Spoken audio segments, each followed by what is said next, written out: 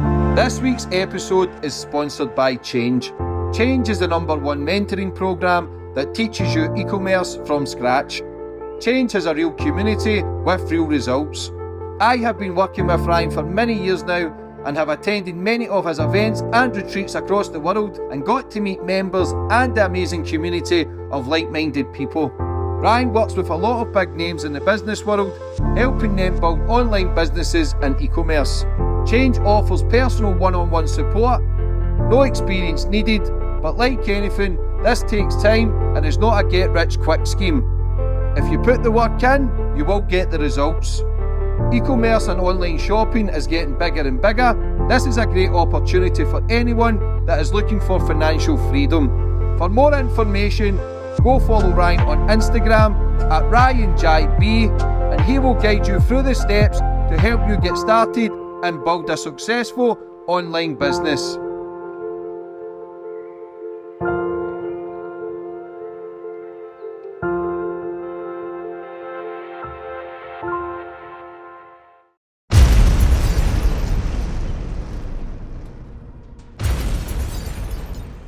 You can now follow me on all my social media platforms to find out who my latest guest will be.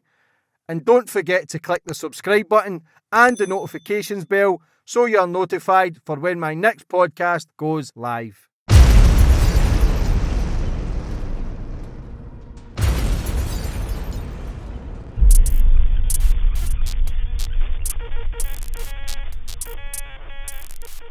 And boom, we're on. Yeah. And today's guest will get Issy Vine. Issy, how are we? I'm good. How are you?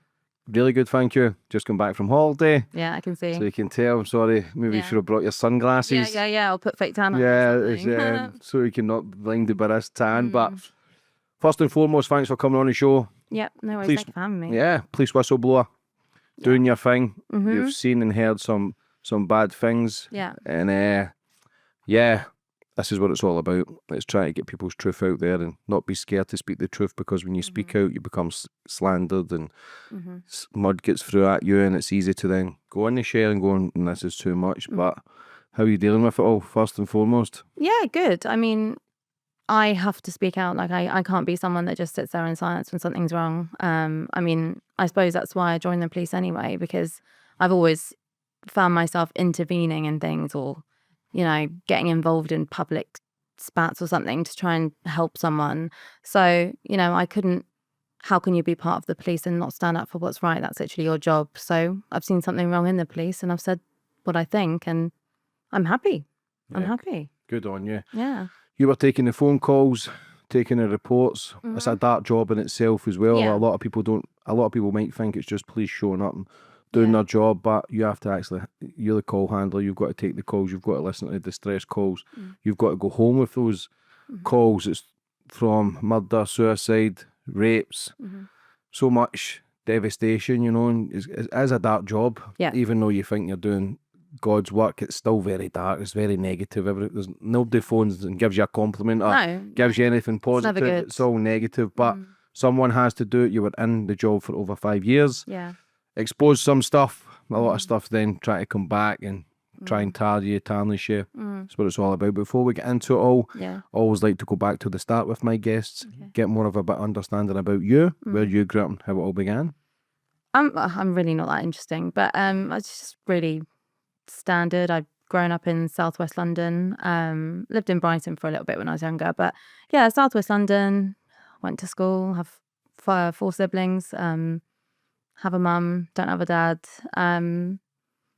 Worked in nightlife for my 20s, and then sort of got used to the rowdy customers and was getting into sort of intervening in fights. And I thought, well, maybe I should make a career of this. But yeah, I mean, I'm really not interesting. I'm just a bit gobby, and I'm just a normal person, really. Not interesting at all. How was family life? Yeah, fine. I mean, I didn't really like my stepdad, but he's away, he's out of the picture. But apart from that, I love my siblings, love my mum. Family life was fine. Yeah, not really. So when you say you're working nightly, what were you, a bartender? Or? Yeah, started off as bartender, and then just did various things like social media. To be honest, I spent about 6 years in the nightlife, and I was smashed the whole way through. So I don't even know. I can remember like 3 shifts, and the only way I could remember what had happened on each shift was how drunk I got. So it was. I always say that was like my uni life. But yeah, I really enjoyed that. But then I think I got to like 26 or 25. Sorry, I just thought I've got to try and do something serious. So yeah, and then I joined the police. How was it joining the coppers?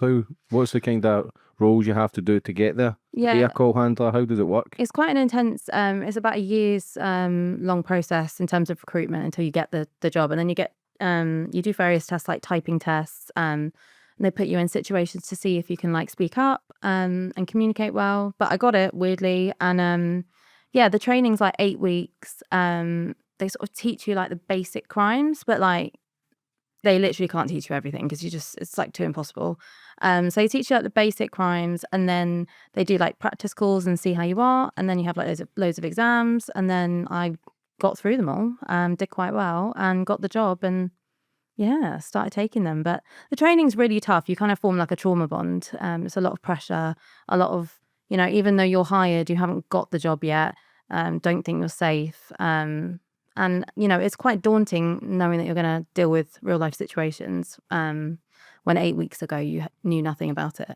So yeah, it was tense, but yeah, it's needed. Obviously, it's a serious job. Yeah. What's the practice like? What's the training like for someone who's been shot, someone who's been stabbed? Like, Not really. I mean, with the worst and the most serious calls are the easiest, because all you need to get really is, where are you? What's going on? Is there a weapon? And is there a suspect present? And is anyone injured? Whereas it's like sort of the less serious ones are more techie, where you've got to get more information. But I always used to find like ones where people are calling up saying, there's a guy with a gun shooting at people, or there's an armed robbery. Really, really simple, because all you need to do is get the location, get like the bare minimum details, and then just send down for police. So yeah, I mean, I don't want to blow my own trumpet, but I found the actual job really easy, stressful, but really easy. It's the only difficult part is obviously learning the systems and being able to manage that, and the multitasking of, typing and talking at the same time, as well as like having to meet stats and statistics. Like in the first 3 minutes, I think it's actually gone down to 2 minutes now, you have to get location, rough situation, what's going on, description, like direction of travel for a suspect, all in 2 minutes. And when someone is distressed and scared, like they can't speak, and you're trying to get that information out, and if you don't quick enough, you'll have dispatchers downstairs shouting at you through the system, like, come on, you need to tell us more. So it's very stressful. The whole format of how it works is so terrible. But yeah, it was a good job. It was. do you think working in a nightlife, kind of defusing situations, drunk people fights, helped you in that job? Or is it totally different? Possibly. Maybe. I mean, I don't know. Because a lot of the time, maybe when I had to diffuse arguments on the phone, a lot of times people will call up and then they're in the middle of a domestic and they're just arguing instead of talking to you. So maybe it helped then. But I think I'm just quite to the point and quite sort of firm, and people sort of can give me information. I'm quite like assertive on the phone, and people listen, and then they can give me info and I can get police to them. So yeah, maybe it did help. It definitely gave me a bit of a backbone to hearing like terrible things, because I saw terrible things in nightlife. So I kind of, nothing really that I heard over the phone, apart from like a few things, really shocked me, because I'd seen it all in nightlife anyway, gruesome fights, sexual assaults, that sort of thing. So yeah, maybe it did give me a bit of preparation. Yeah. What was first day in the job like? Oh God, I don't even really remember. I remember it being a blur, and I felt so sick. I don't remember any of my calls. I just remember terrible anxiety. But I mean, I don't think anyone really remembers any of their calls they take in their whole career there, because there's just too many. You take about 70 calls a day in a 12-hour shift. But yeah, I didn't have any problems with the actual job. And the first 2 years of doing it, I really found okay. And then when I went into dispatching with radios and the officers, I really enjoyed that. But yeah, no, it was fine. It was difficult because you're either getting horrible things on the phone, or you're getting abuse. And neither or, if you're listening to that for 12 hours a day, with minimal breaks, it's quite draining. And you don't really get time to decompress in between calls. So you could deal with a hanging, and then 2 minutes later, a supervisor will come over to you and say, you need to take more calls. So then straight away you're going into like, someone trying to kill themselves on the Thames. And then the next call is like just a basic theft. And then, so you don't get time to Process. decompress. Yeah. So I when I was there, myself included, I noticed a lot of decline in mental health from the staff there. But yeah, I mean, that was the least of the problems in that place. Yeah, but I always repeat this as well. Like, where I come from in Glasgow, you're kind of raised to hate the coppers because they're the enemy. That people are doing bad. They're trying to catch you. Obviously, you're not going to like them because they're only trying to clean up the streets and get the bad guys off. But it's not until I've interviewed coppers and realised the stress that they actually go under, realise the mental health declining, like you just says. Some of them undercover paedophiles, undercover prostitutes. Like, it's dark. It's so dark, and people don't realise how good their life actually is. Yeah. Working a 9 to 5. I'm kind of against the system, but there's no harm in working a 9 to 5 and producing for your family, because that's life. You're winning in my eyes, no matter how much you're making. But when you go the other side of the spectrum with these people who are working at the world's darkest jobs and seeing the world's darkest things, it's understandable why their minds slip, because people have got a great little life, family life, making money, and their mental health still goes. Yeah. So imagine doing the levels of darkness that these people do. And a lot of coppers, what I didn't know, do turn to a lot of drink. A lot of people, coppers, drink on the job just to get by, just to get through those dark times. Yeah, and I suppose there's other ways that they have to cope as well, which I don't always agree with. But yeah, I mean, the trauma that police officers, detectives, forensics are faced with on a daily basis is horrendous. And I always say this, there is not enough support mechanisms or services within policing to support those frontline officers going to scenes. It's one thing hearing it on the phone, but physically there's just not enough support in place for officers. And then you have officers, sorting to alcohol, drugs, offensive dark humour, which a lot of people are a bit 50-50 on. But, they don't know how to get help and they don't know how to process it. The same like me, and then being expected to go to work the next day and start again. And because policing is so under-resourced, they don't have time to decompress in between calls either. They might have just gone to a hanging and cut a body down, and then 2 minutes later they have to go and help remove a child from a abusive family. Like, it's too much. So I always have a lot of sympathy, and for officers, they are not properly supported, and it's not surprising that you do get rogue officers that have slipped through the net. What's the busiest day? Is it a Friday and Saturday night, or is every day the same? You just can't. I mean, I joined in COVID, so I joined in a bit of a sort of weird and wacky time. But I mean, sort of there was, like early mornings, Monday to Friday, you'd have your like road traffic incidents, everyone going to work, and then maybe you'd have a few like ASB with children being naughty on the way to school, and then not really anything in the day, and then maybe later on people going to the pub, and then weekends obviously busy. But I don't know whether it's because policing is under-resourced. It was busy. In the last 2 years that I worked there, it was like heaving. It was like the world was on fire every night. Just mental chaos. To the point like you're sitting there on a Sunday night at 4 a.m. thinking like it's not going to be busy, like it's not a public holiday or anything. And it's just like you've got like 999 calls in a queue. People waiting for 10 minutes on the 909 line. So I don't know what it is, but there wasn't really any pattern to it. It's just chaos. I mean, you don't really see it, because when I'd finish work, I'd go out and I'd be like, that's so weird, because I don't see any of this. It's when I'm on the phone, it sounds like it's going all off in London, but then I leave and I don't see it. But there really is, like, policing in London it's a risky thing. Like, I think it's on the brink of collapsing, to be honest, in my opinion. It just is not fit for purpose, and I don't know.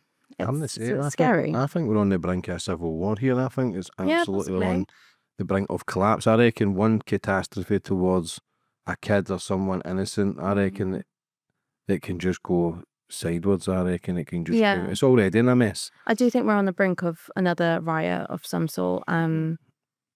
I mean, there's a lot of different causes and a lot of different reasons, but I do think that people are getting fed up. I mean, I know I'm fed up with public services and organisations failing to protect people in society, and I think a lot of other people are as well. So I think there's going to be something soon. There was an interview, Sadiq Khan, the London mayor, yesterday, and the woman was addressing the grooming gangs scandals, and he was saying, sorry, I don't know what you mean, and can you elaborate on that? Yeah. And you're thinking, what the fuck? It's pure It's not like you're politician. targeting, Yeah. you're not targeting religions, you're not targeting skin colours. Protect your kids, protect your own, police have a duty of care, but is there a lack of funding as well? But then again, I read something with the Met Police, I think it, how many in the Met Police at 36,000 or something? Yeah, something like that. And but they're saying 1 in every 30 is bad. Yeah. And I think that's known to be bad. I think there's more. 1 in every 30 is corrupt, but like you say, that's the ones who don't get caught. Yeah. The ones who don't get caught could be possibly 2 in 30, 3 in 30, whatever it is. But then also at the same time, well, what's the meaning of corrupt? Because from my experience, there's people in policing, and it just mirrors what policing is in general. It's inconsistent. So someone's idea of a corrupt police officer could be someone else's idea of not a corrupt police officer. You know, an officer saying a racial remark or a homophobic remark might just be standard and normal to someone else. So it's just inconsistent with who are the rogue officers and who are not. But I think the really bad ones, like Couzens and stuff like that, the evil ones, obviously are bad. And people can't deny that they're bad. So they're the statistic of 1 in 30 are bad, but there are millions of others, well, not millions, but many others just scurrying around under the surface. And do you think a lot gets swept under the carpet 100%. because of the backlash it will bring? Possibly. I think it's more to the fact that high-ranking officers and staff members are enabling bad behaviour. And I think that's possibly, most likely down to the shitty legislation and policies that they have. Like the one thing when I took my petition to Parliament, to 10 Downing Street, was one of the main, when a high-ranking officer is dealing with a misconduct case for a police officer, the guidance he looks at, the main thing it says is you need to focus on reputation rather than the misconduct. So if it's not in the public eye, the incident of what the officer's done, then the harm will be low. So there was a PC Vicente from the Met Police, it's published on their website, who sent dick pics to other female officers who didn't want it and kept pursuing relationships with them. And they were like, no, we don't like you, we don't want to date you, we don't want to kiss you, kept doing it. And he just got a warning for 18 months because the guy the high-ranking officer who led the misconduct case, believed that the harm was low because no one in the public knew about it. So you still have these weird officers who are committing crimes. Sexual harassment. Yeah, sexual harassment, cyber flashing, committing crimes that are still able to remain in these jobs because the focus is on reputation rather than actually sorting the problem out at the core. And yeah, it's just a load of shit, really. So because it's not in the public domain, because there's no media attention, because it's not caught on camera. Yeah, exactly. They're just kind of, okay, let's forget about it. The harm will be low. So the misconduct process, automatically you'll have a lower punishment for a lower harmed misconduct case. So then you'll get a warning or something. And then you'll just let these rogue officers just simmer, under the, it's so corrupt. And whenever I've reached out to the Home Office many times to, say that, point out all the problems, and they're like, yeah, thanks for letting me know your concerns, we'll consider it. But there's pure corruption embedded in the legislation, in our laws, that enable criminals to be in the police, and the Home Office and the government don't want to address it. But they're sorry every time a Couzens happens or a David Carrick happens. It's just pathetic. It's really pathetic. But it's the risk they're putting other women and children through. If you've got perverts working for the police, how do you know they're not trying to? Because it's been known that the police have covered up the grooming gangs because of certain things. Yeah. Some of the coppers have then groomed the kids who've went for help. Yeah. Not everyone, no, so we can't target everyone, but a small percentage. But still, we've got to kind of weave these people out because there's got to be telltale signs. If someone's sending dick pics to females, then that's a pervert. Yeah. That's someone who needs to be sacked. That's not a case of nobody knows about it. Let's cover don't that up. worry. Yeah. Exactly. It's, Because we're living in a day and age, because I've interviewed guys who've been undercover paedophiles. But I do question that. I question them, and I shouldn't, but that's just the way my mind goes. I think, how could you do that job? Part of me is thinking, is it because you like what you see? But I did interview a great man, Ian, and he'd done the job 25 years, but he actually said to me, when he went and got therapy, he said to his therapist, I'm scared that I start to like this. oh no. Because he's consistently watching it, It's exposed which is a to it, very brave thing to say as well. But I asked him the question, why do you do it? As a father myself, like, how can you see those images? How can you pretend to be one, to watch the videos and try to pretend you're... Because in his first job, they brought a young kid out, 11, 12, and there was 7 or 8 in the room going to abuse this kid. They wanted him to be the first one, so it's like building trust. So I said, that's the question. Why could you do it? How can you do that? And he says, James, once I went through that first job and saved that young kid, how could I walk away? Yeah. So it becomes then like an addiction of doing the right thing. So it made sense, but you can see the mental health deteriorating by watching those videos. Even I had the copper on who used to grade it, like God. 1, 2, or 3. Yeah. But he says you just become so desensitized, just eating your sandwiches and just grading it and think, maybe that's not as bad. But you're just... that's dangerous. Of course it is. It might normalize it. Yeah, and it numbs the brain towards... Not. So how do you then choose to go... You do the job 1 year, 5 year, 10 years. It's hard to then go, when do you numb off? When's the limit? When's the cut-off point? Exactly. And the coppers just use you. You're just a number. It's like a soldier. You're a number. Break them down enough. Get them to do what we want for all these years until they're broken. But then once they're broken, it's not a we problem don't anymore. care. Yeah, exactly. They'll be on their pension. They'll be out of the service. Yeah, I mean, you know, I was just thinking in my head, well, maybe they need more officers to spread the load of that kind of terrible work. But then I think you don't want to just pollute more people's minds with that kind of, you know, work. But someone's got to do it. I'm glad that there are lovely officers out there and strong, brave officers that will do those kind of jobs. I definitely couldn't. Even listening to children cry on the phone used to make me just like really like, sometimes I'd listen to things and I'd be like, what's the address? Like, I really want to go there myself because, you know, it's so heartbreaking. But I'm really thankful that there are officers that will be strong enough to do that job. I definitely couldn't. But with a job like that, I don't know how you can ever protect officers from mental health decline or possibly turning into that. I don't think you can. I mean, you just have to hope that they don't, really. I mean, if you're exposed to something bad, you're either going to be traumatized from it or swing towards it. I mean, I think, like you say, it's to turn to the drinking drugs to then numb the pain, which is the easiest option. Yeah. Because it's such a dark job and it's not normal. It's not normal for a soldier to see people being killed. It's not normal for a copper to cut down bodies and go to the car crashes and other certain nasty things that a human being shouldn't see. So people can get PTSD from falling down the stairs or twisting their foot at football, you know. So everybody's PTSD can be different levels, but these guys, again, just becomes the norm. Okay, we just accept it. We just accept it. Like you say, somebody has to do it. See, when you're in that job 2 years, new chapter in your life, you've got a fresh job, it's away from nightlife. When was the point and you realised this is a bit too much? This is a real dark job. Was there a moment for you when the penny dropped? The penny dropped when I had an incident with another colleague. I mean, I knew a couple of months before then that I wanted to leave soon into a different department because call handling and dispatching, you're very heavily micromanaged. You know, come on, take more calls, because they're constantly fighting statistics and trying to match statistics so they can please higher up. When it doesn't work like that, you can't run a public service to help people based on stats like a business. Like, you know, the end goal should be pleasing and keeping the public safe.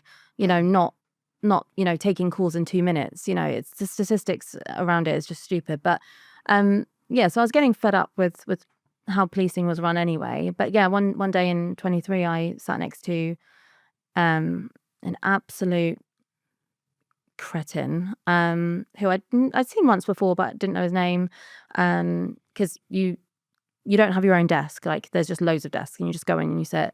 And I was just taking calls and he was taking calls and online reports, and you just have small talk just to be polite because you're sitting next to each other for 12 hours.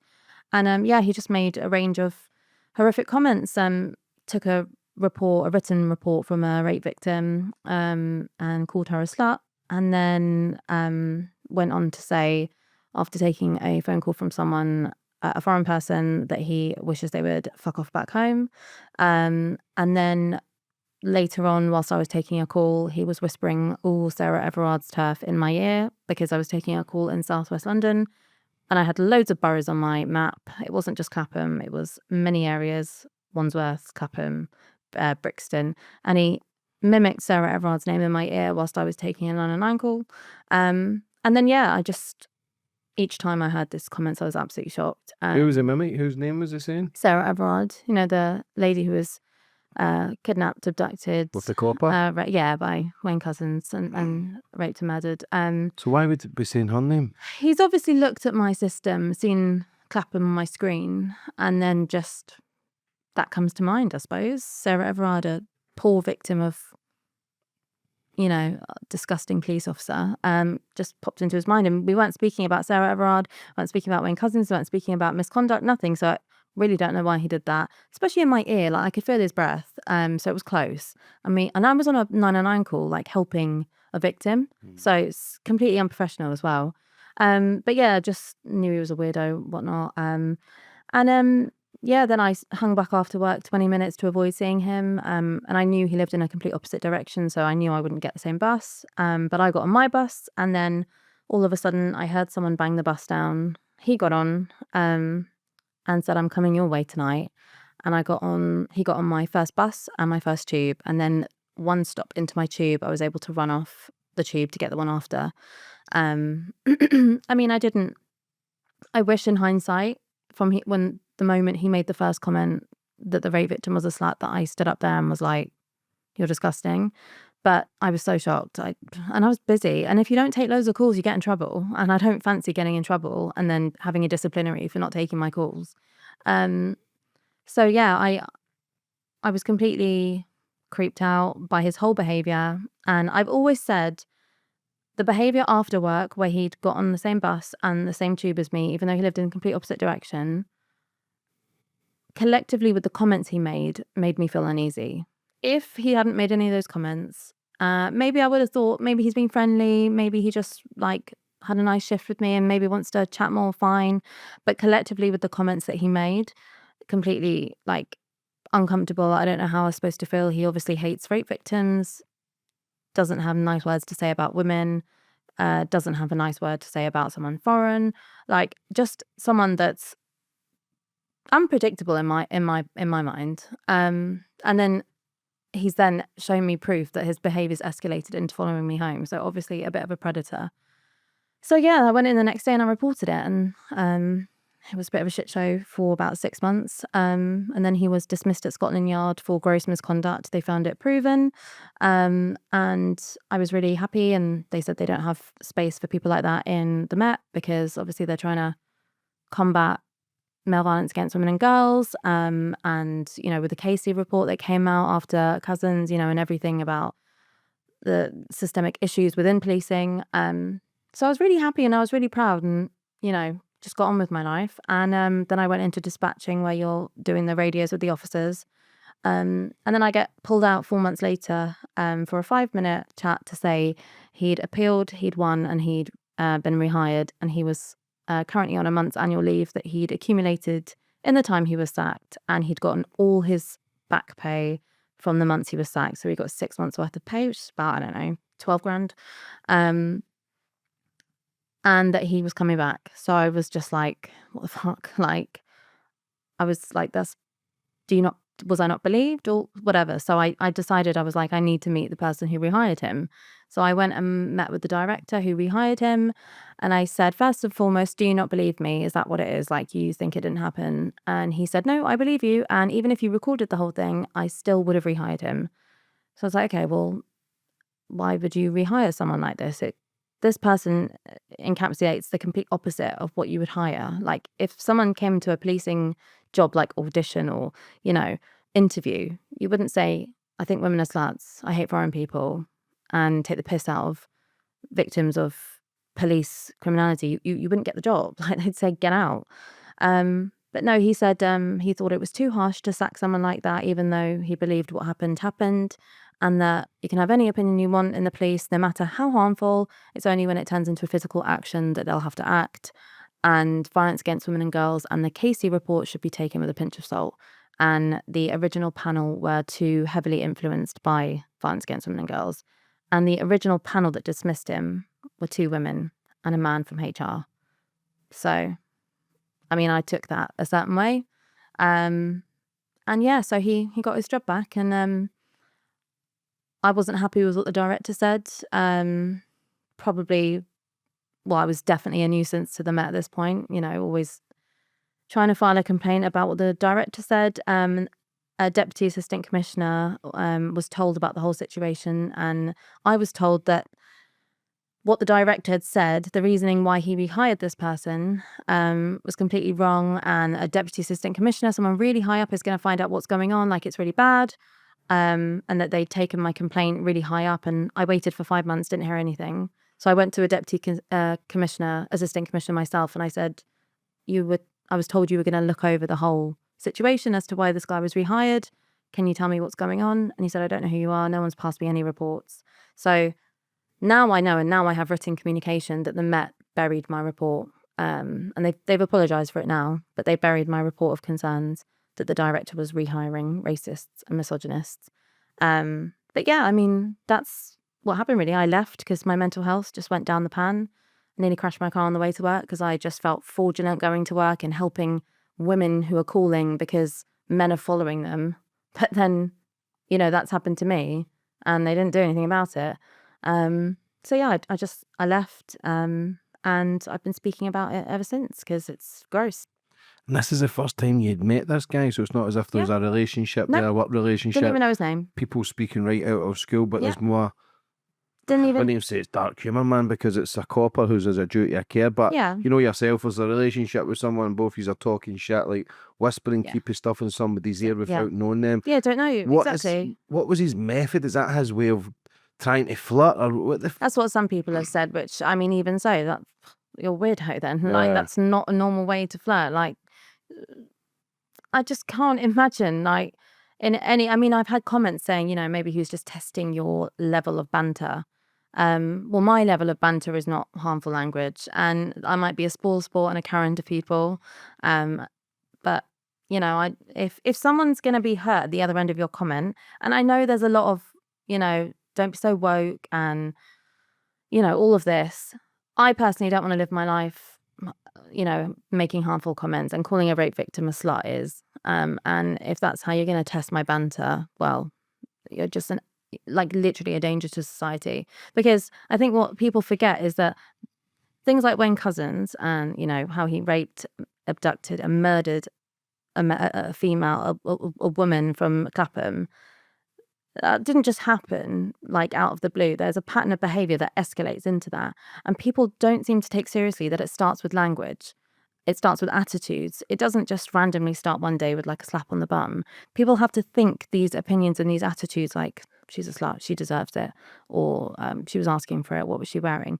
That is the red flags that society ignore. But then only when it escalates into, full-on sexual assault or a rape, people are up in arms about it. And that's mirrored in policing, that people are ignoring that language is an indicator that it's not always. You can have people who say harmful comments and they don't escalate into full-blown murderers and rapists.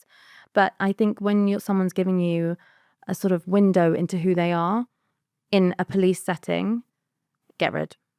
Like, that's just my opinion. Even if you're going to say a small comment, get rid. Yeah, it's not as if it's changing room banter or someone... It's not acceptable. At lunch, if someone's calling you in a distress call and he's whispering creepy shit, like, that's bad. Where's the duty of care? So now when people try and phone the police or whatever, a lot of people then think, well, what if somebody's taking the piss behind the other line? Exactly. And yeah, 100%. But even with the changing room banter, I might be a sports but I don't understand it, because if you have to say what you're saying in the privacy of a changing room and it's not appropriate out in public, why do we not know that that's wrong then? I don't know why, there's a safety of changing room banter or, the boys up together. You know it's wrong because you wouldn't say it in public. So I don't know. I don't agree with changing room banter and things like that. But maybe I'm just a boring grandma. But Yeah, no, listen, everybody's different, but a mm, lot of the banter and a lot of the jokes happen with the boys in change rooms or whatever, but not that.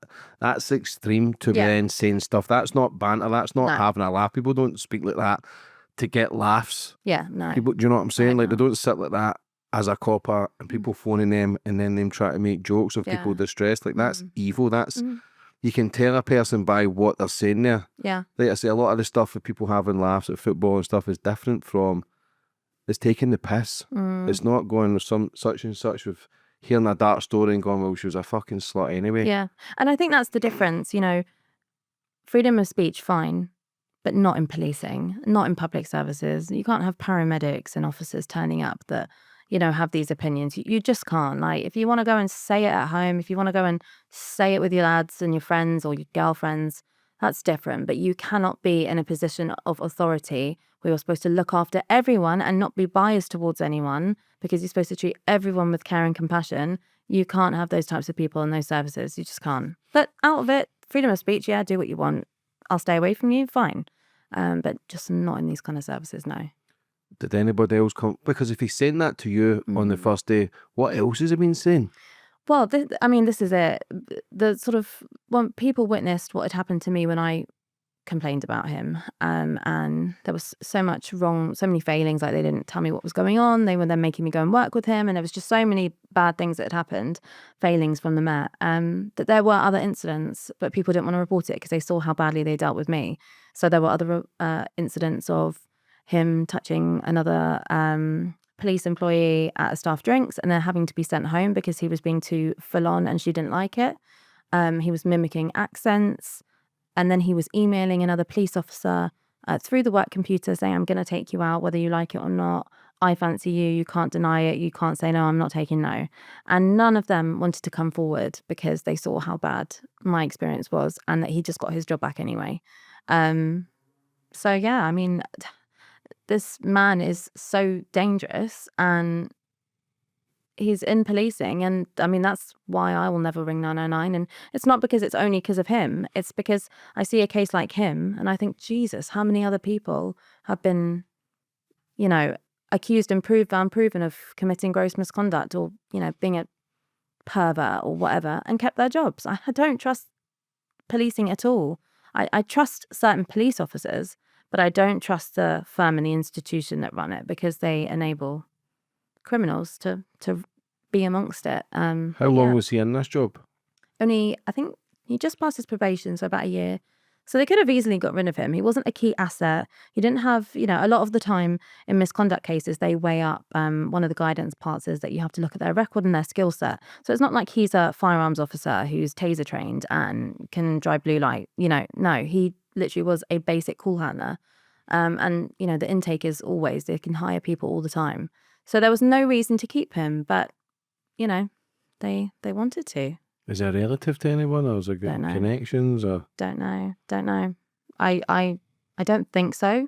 I just think the person who rehired him is probably similar to him, and was just in a position of power that could rehire him.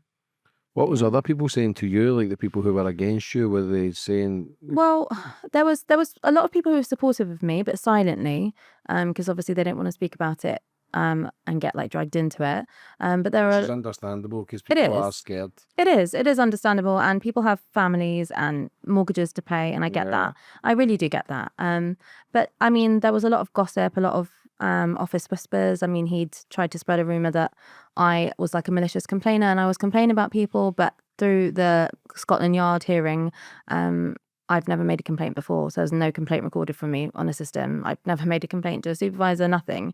So yeah, there was a lot of malicious rumors going around, but So it's not as if you're making complaints No. every week, every month. it's not like as we if- dated And or yeah, I was just about to say that. Normally that one gets free and No. get a kit, or they've had an affair. I'm not bitter or anything. Yeah, he tried to say I make multiple allegations. I've never made an allegation to anyone, to the point where I didn't even know how to make this one. And I had to go to people and say, how do I complain about someone? So he tried to start all these rumors that were just disproved in the hearing.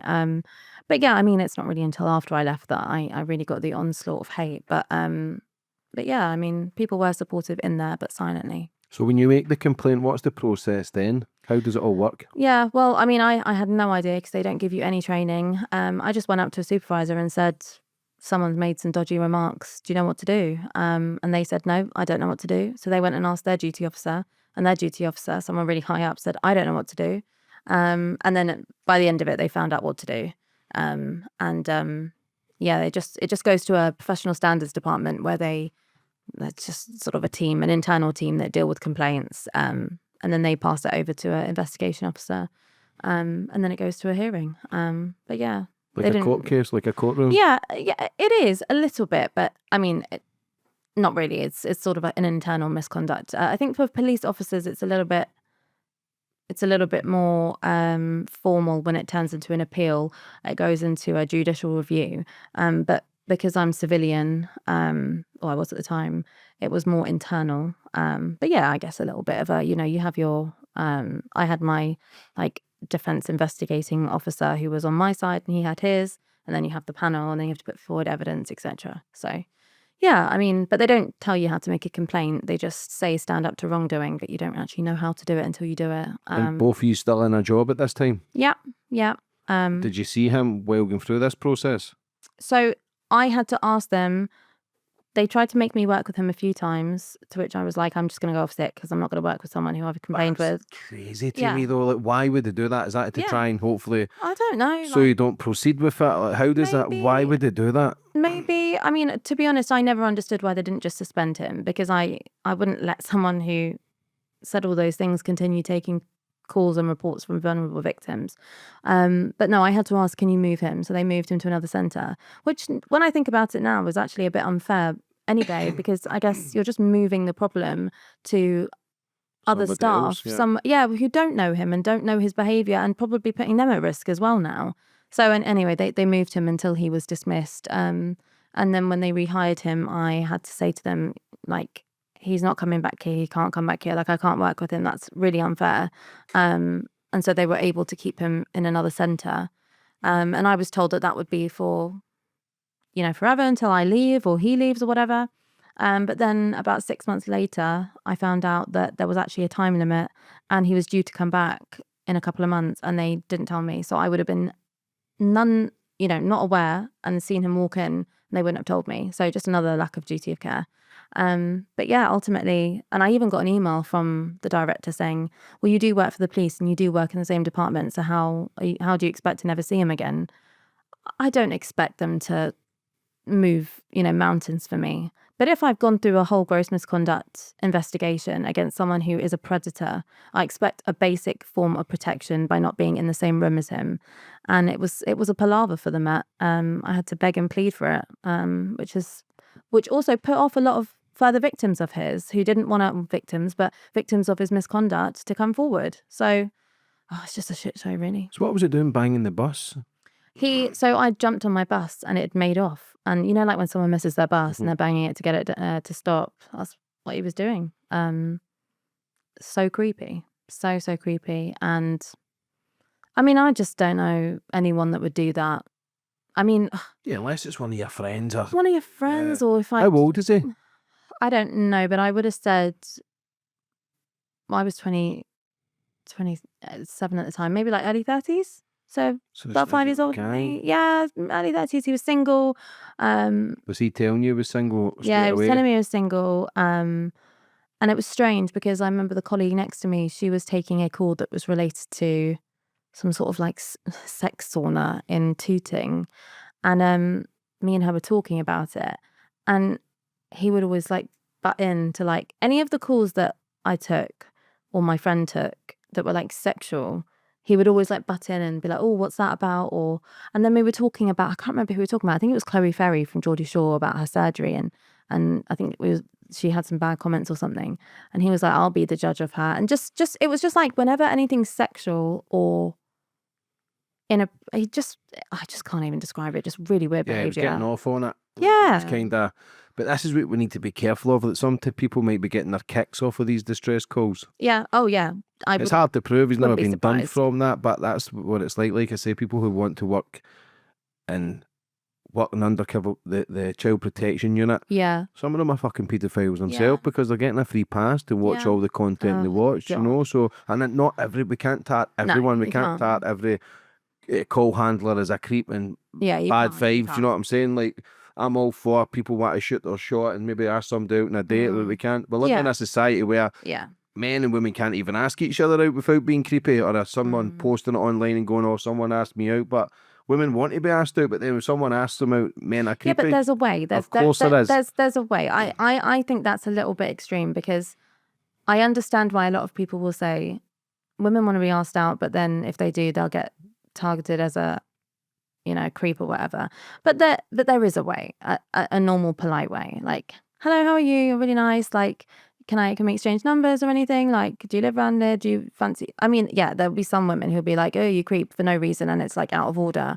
But there is a normal, decent way that you can approach someone. I don't know if I accept that men these days can't ask out women without. But it doesn't happen anymore because there's a lot of females do record it and put the screenshots and put other stuff on. Listen, there's some guys from Deliveroo went to somebody's house and then messaged them from the app. Yeah, that's a bit creepy, you know, because your work is again like that situation. It's a work, but you do see a lot of men being exposed for being creeps, for asking women out, and some nice guys, you don't know their true intentions until you really get to know someone. But we're living in a day and age, I think everybody's living on fear because of where they can go with things. Yeah, I accept that. I do accept that. But I would have to see each time that happens and make my own judgment on that. But yeah, I feel sorry for men and I feel sorry for women, because it works both ways. It does.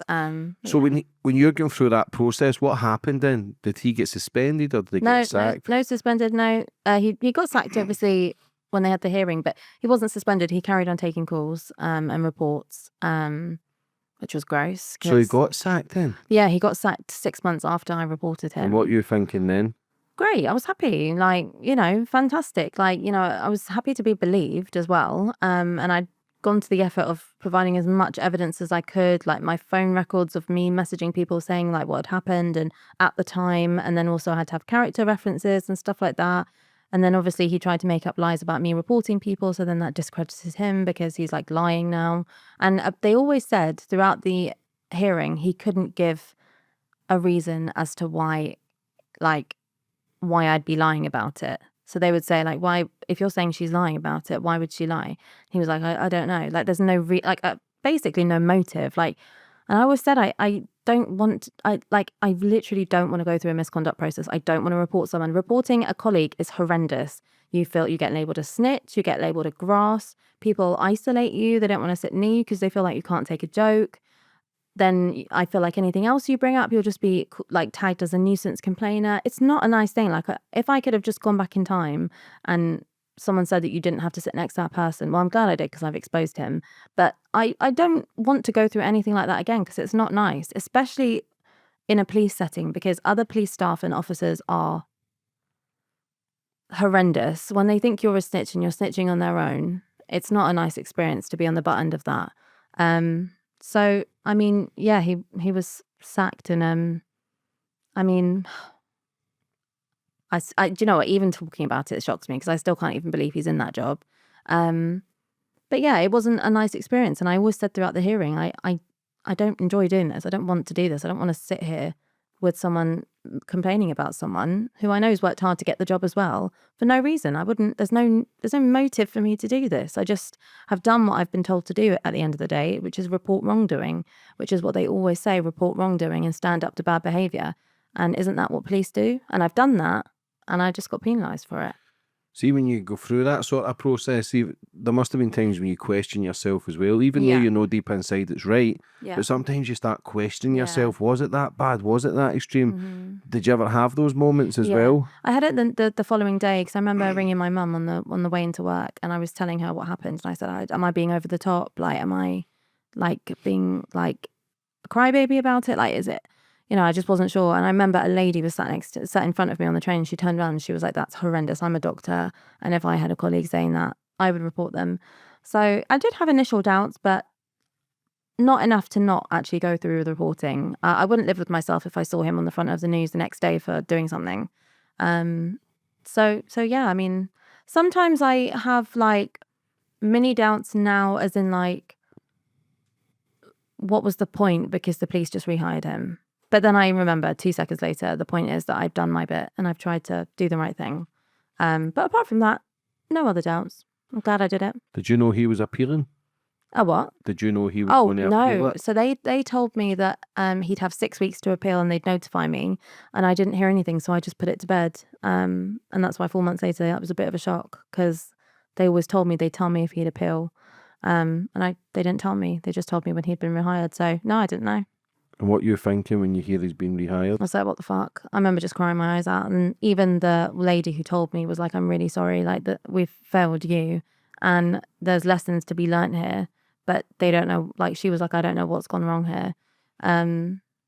So yeah, I was just absolutely traumatized. And I just felt really fraudulent. Like, how the hell can I work for a police force that keeps employees like this? Like, it's actually gross. Like, it doesn't make sense. If you look at the core ethics of policing, that is literally the opposite of it. So why are we keeping them in? It just, yeah. So I just felt gross, and my mental health went on a massive decline. To the point where I felt like it was kind of being used against me by the police. But that's a whole other story. In what way? Saying you're crazy? What? How? Just like, I felt like every time I spoke about it, before I'd even sort of start talking, there'd be a box of tissues there, like as if, like, crybaby, emotional woman sort of thing. They also like didn't take the decline in my mental health seriously, even though I kept telling them about it, until I nearly crashed my car on the way to work. And I had like a literal breakdown at work where they had to get people to come and calm me down. And I said, like, I can't carry on with my job like this, because I will kill someone, a member of public or an officer. I'm on radios managing live incidents, officers calling up the radio, screaming for help, and I've got to find out where they are and get other officers to them. I can't do that when I'm triggered and I need to walk out and I'm depressed and I'm mentally fried. I can't do that. And they just ignored it and kept putting me on live incidents. So it was becoming dangerous. Like, I was a risk to officers and the public. And the Met kept doing it because they were short-staffed. So I just thought, fuck it, I'm leaving, because I'm not going to be on the front of the sun when someone gets hurt and they blame it all on me, because I'm the one at the end of the day on the other end of the radio, and the Met would never have my back if something goes wrong. So yeah, they just Why? completely, well, the Met don't. It's all about covering your back. And I mean, everyone sees it whenever there's a misconduct case with an officer, or something bad. The Met will never have the back of the employee. Like, they just never will. Like, it's sort of, they just won't look after you. They just don't look after you. And anyone that's in policing will know that. They do not look after you. So I just thought, fuck it, I'm leaving, because I'm not going to risk anyone's life. I'm not going to risk my own reputation. And this is becoming dangerous. And I'm going to sue, because it's becoming, this whole police force is just a sham. And it's literally on the like, I have always said, I feel like there's going to be another Couzens very shortly, that will come out of the woodwork, or something bad will happen, because they are continuously failing at just doing their basic job, which is to protect the public and pay mind to things like violence against women and girls, and pay mind to the Casey report. The Casey report was there for a reason, to remind the police that you are fucked. You are institutionally racist, sexist, misogynistic. Act up. And that was what, 4 or 5 years ago? Still no change. I mean, there was a police officer a couple of days ago, Lee Hargraves, who was hiding cameras in a little girl's room. Didn't get any criminal prison time, nothing like that. Police officer. Oh, we would have sacked him if he was still a serving officer. Fuck off. Like, and he's not going to prison. There's no accountability for police criminals. And I don't know why that is. I don't know why. But I could rant about it all day. Yeah, I wouldn't even say it's just coppers. I say it's people in high places as well. Look Yeah, at Hugh Edwards definitely. as well, like creepy old bastard. He had images of kids. Yeah. But then there's people with images, 500,000 images, and they get community service. It's bizarre. I don't get it. There's something really seriously wrong in the judicial system and the CPS. Like, I think they're plagued also with dodgy people in high positions, definitely. But yeah, like you say, it's not just policing, it's health system. Social work is terrible. There's a lot of dodgy things there. It's all across the board, but the problem is, and the worry and the danger is, it's in public services, which are there to protect and help the public. and that can't happen. Like, maybe fine in Greg's or like retail, but you can't have this in public services that are there to help and protect the public. It's just dangerous. Yeah, but you look at the social workers. I've interviewed people involved in the grooming gangs, and their social workers were just sweeping it under the carpet and letting young girls get picked up at 12 years old from men in their 20s and 30s. And why are they not getting prison time or anything like that? That's another thing I don't like. And like Grenfell, there's no accountability for people who have contributed to harm to society, because people can hide behind with a council or with the police or whatever, and it's like you can't send a specific person to prison. You know, the organization can just say sorry and learn from it. That's an absolute load of shit, because you have individuals in a company that contribute to, you know, say for Grenfell, you have individuals that have made decisions on buying the cheapest cladding, which wasn't suitable. You know, those individuals can be held accountable. Or like you say, the social workers who just swept under the rug reports, etc., of the grooming, they could be held accountable. But no, people can hide behind organizations, and I don't understand why. It's like they're invincible. It's because of the light that there would be riots. But I'm telling you, I'm if it's myself only, I'm not going to riot because I'm not going to prison, but I will not stop talking about it for the rest of my life, that society is built on fucked up, corrupt services, and I'm just going to keep talking about it. And if people want to join me and rise up, don't loot or riot because then you can get in trouble. But, you know, I hope there isn't a revolution because I know it sounds over the top and maybe a bit dramatic, but I'm sick of major incidents happening like Grenfell and the grooming gang scandal and the post office scandal and stuff like that. I'm literally not tolerating it anymore. People do not get to be invincible and get away with shit. Like, they really don't. And I might sound like Moody Margaret or something, but I'm not gonna just like accept. I feel like I don't get why society just gets on with their life. Like, I know people are like, yeah, I just want to make sure my kids are fine and pay my mortgage and just get on with my life and, you know, everything's sweet and peaceful. I can't live like that, because I don't want to be associated with a society where fucked up shit happens and we're all just getting along with it because it doesn't directly affect us. No, because it could affect us at any moment. I could have been in Grenfell that night. I could have been one of the girls groomed. Anyone could have been in this position, and anyone can be in the future. And if we don't stand up to it and make sure that authority hold people to account for these failings, then, I don't fucking know. I'm moving to Mars. I'm off. They don't sometimes. That sounds like a good idea. But for instance, Elon Musk was calling Donald Trump out and saying he was on the Epstein list. P. Diddy's all serious charges were dropped. And now it's come out yesterday that Epstein never had a client list. But Ghislaine Maxwell's in prison for 20 years. Wow. So we're talking about mass cover-ups from the bottom to the top. How is that possible? How has Epstein not got a list when there's someone in prison doing 20 years for child trafficking? It's scary. But yet, the public will forget about it next week because there's so much news. It's easy to deflect. It's easy to then just believe what you see in the media because people are naive. People are easily manipulated. All humans, we kind of gravitate towards answers and the truth and guidance because we all want to be guided because we don't know what's going on. But everyone's lost. It's just, that shows you how fucked up the society and the world is. That if they're promoting this now and people are believing it, you're too far gone. 100%. And I mean, I'm not saying I want everyone in the world to be like me, but it would be so much easier if people could just stand up to corruption and stand up to wrongdoing, whether that's someone in your workforce or a whole institution, because maybe it's the simplicity and the easiness to just get on with your own life, but I just can't, I don't know if you are the same, or I just can't live my life and not say when something's wrong. I just can't, because I don't want people to be hurt and I want society to be nice. Like, I don't want to just get on with it and just turn a blind eye because that doesn't affect me, so I'm just going to move on. That's not me. And if more people spoke up and more people rose up against these corrupt institutions, change can happen. But it's difficult because the grooming gangs were spoke about 10 years ago, but if you spoke out against them, you were a racist, you were Islamophobic or whatever it is, like.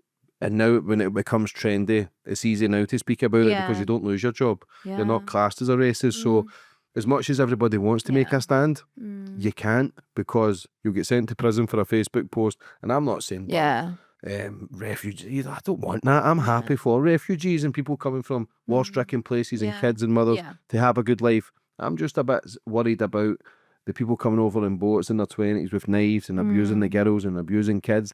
No passports, no papers of their crimes and their convictions in the past. Like, you're not racist for having a duty of care for people. I don't give a fuck what colour you are or what religion you follow. There's great Muslims, there's great Christians, there's great people in all religions and all colours.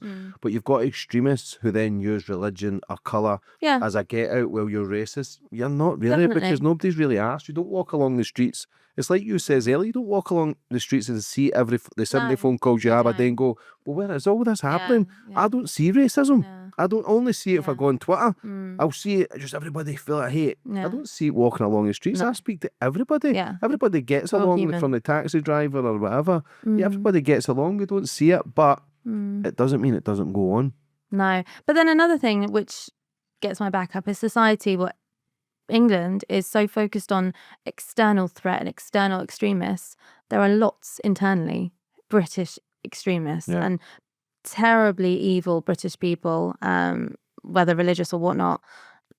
There's never any focus on that. It's always the foreign, it's always the stranger, it's always the alien to divert the attention. And I don't get that. There's, I'm not necessarily proud to be English, because a lot of our history is based on exploitation and murder of foreign nations. So how about we stop focusing on the foreign and the stranger, and how about we just look a bit more within? Because I don't know, I just think anyone that's focusing on an external threat is trying to divert from the internal issue. Listen, possibly, but there's threats now from everywhere.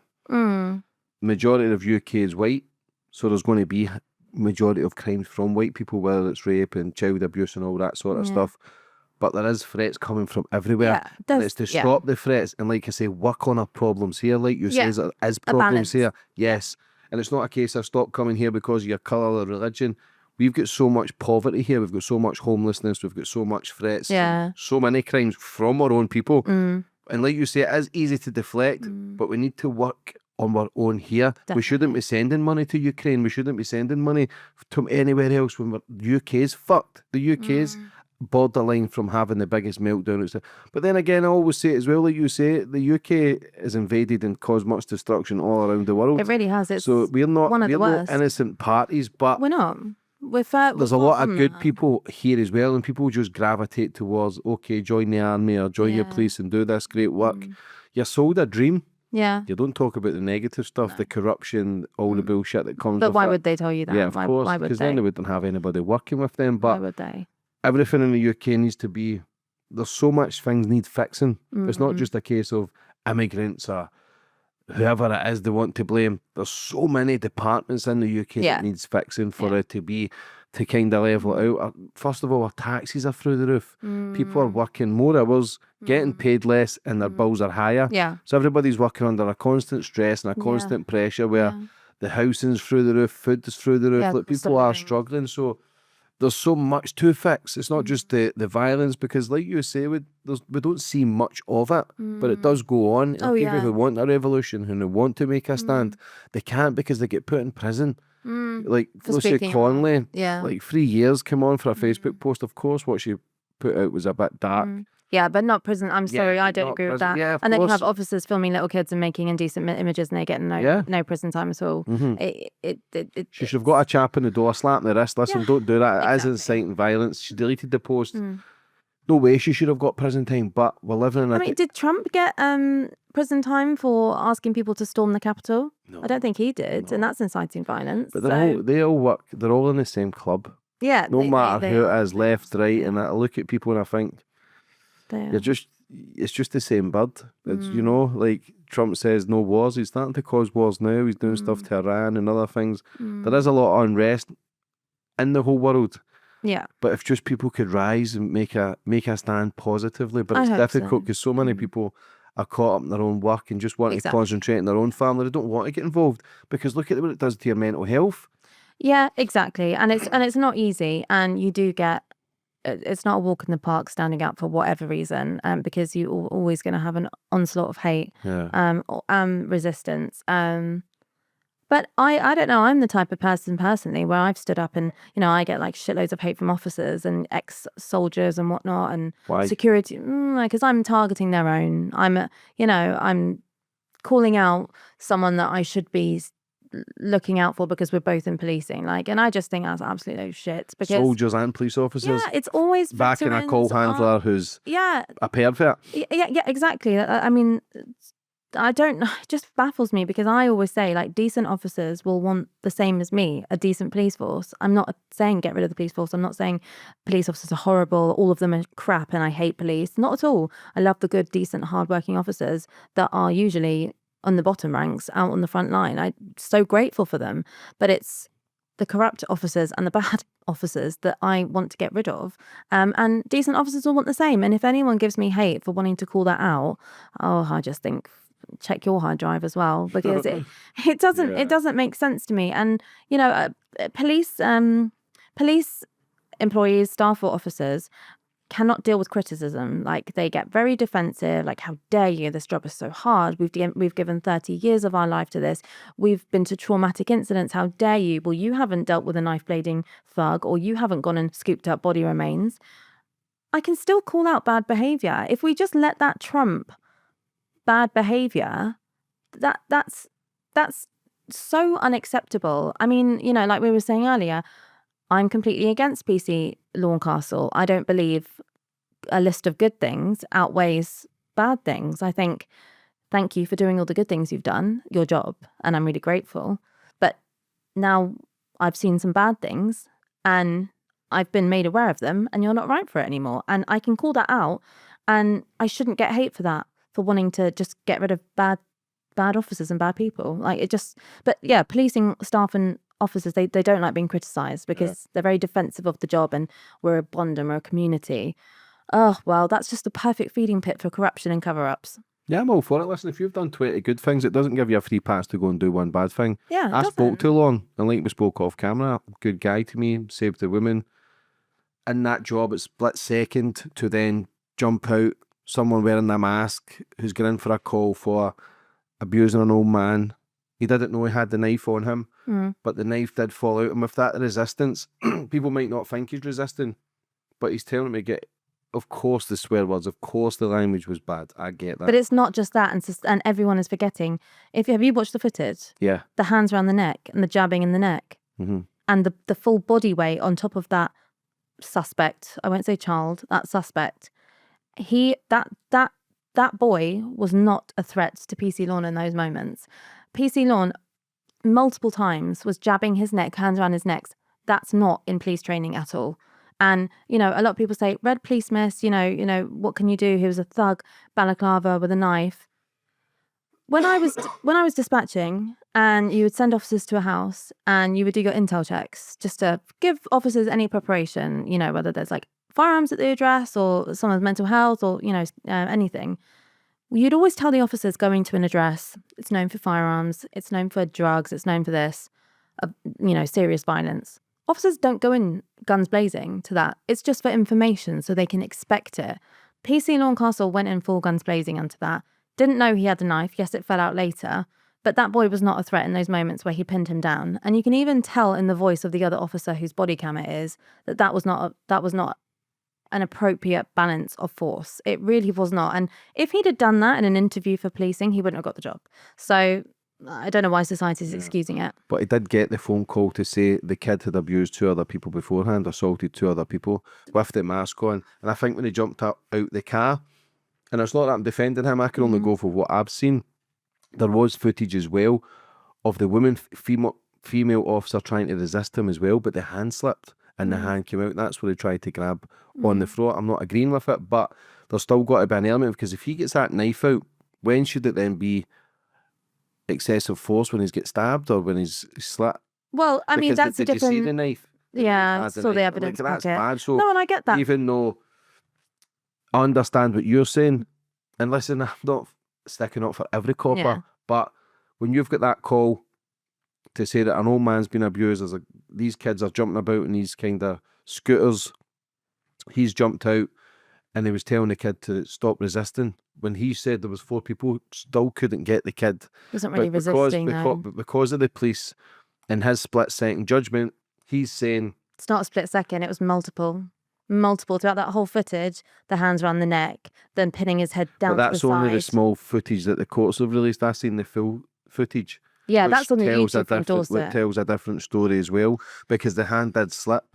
The hand did slip when he's trying to hold his hands. Because again, he's saying if he's been in that job so long, he knows kind of people's reactions. The kid was hiding something, and he did get that right because he did have a knife. You're fine, but there was 3 officers in Wales who got like brutally attacked, and they still dealt with that arrest way more professionally. You're taught when you're an officer, you're not a normal civilian. You are professionally trained to detain, arrest, and work in those combative situations. Let a normal civilian act out like that. But a police officer is trusted and paid to professionally arrest and detain suspects.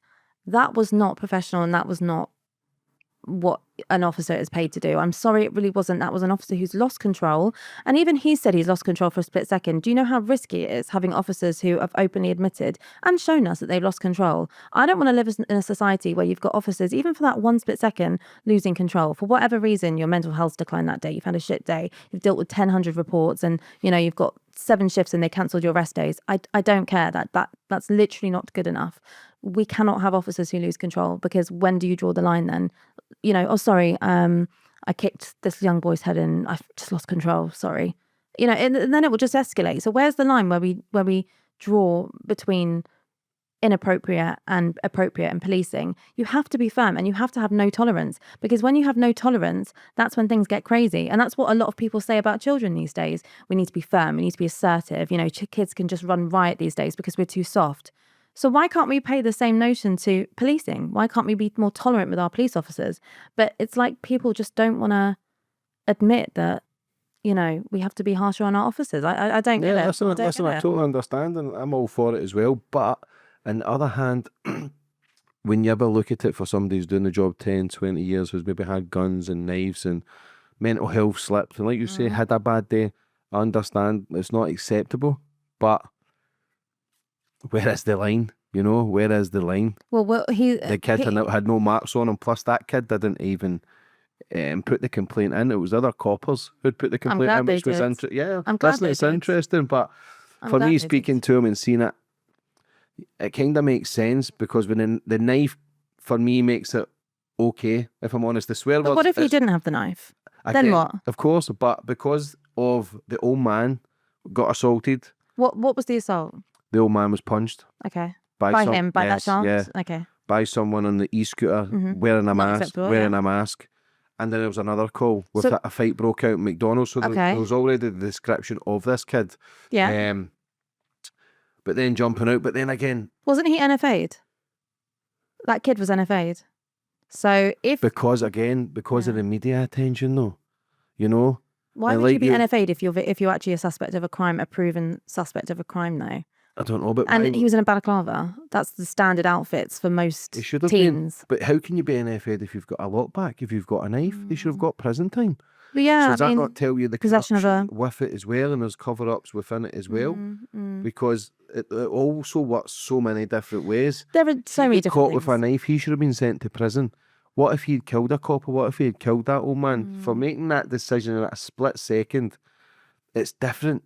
It's a different ball game. It is. I understand what you're saying, and there are so many different aspects to it. But for me, I don't see what's the difference. Why is there a complete different approach to that guy? I'm going to say guy, even though what is he? 15? Yeah. 15 or the suspect? Yeah. I'll say suspect. He's punched an old man. What's the difference between him punching an old man and a man putting the hands around the neck of a 15-year-old? You can't do that as a normal civilian, so why can you do that as a police officer? But the copper's still trying to get him in cuffs. No, not at all. Not at all. If you look at that footage, it's not at all. I'm not going to be told otherwise. Yeah. No. Listen, I'm all for the discussion. I love it. But I'm actually for the copper, if I'm honest, because when the knife fell out in the assault, no, man, I'm not for that.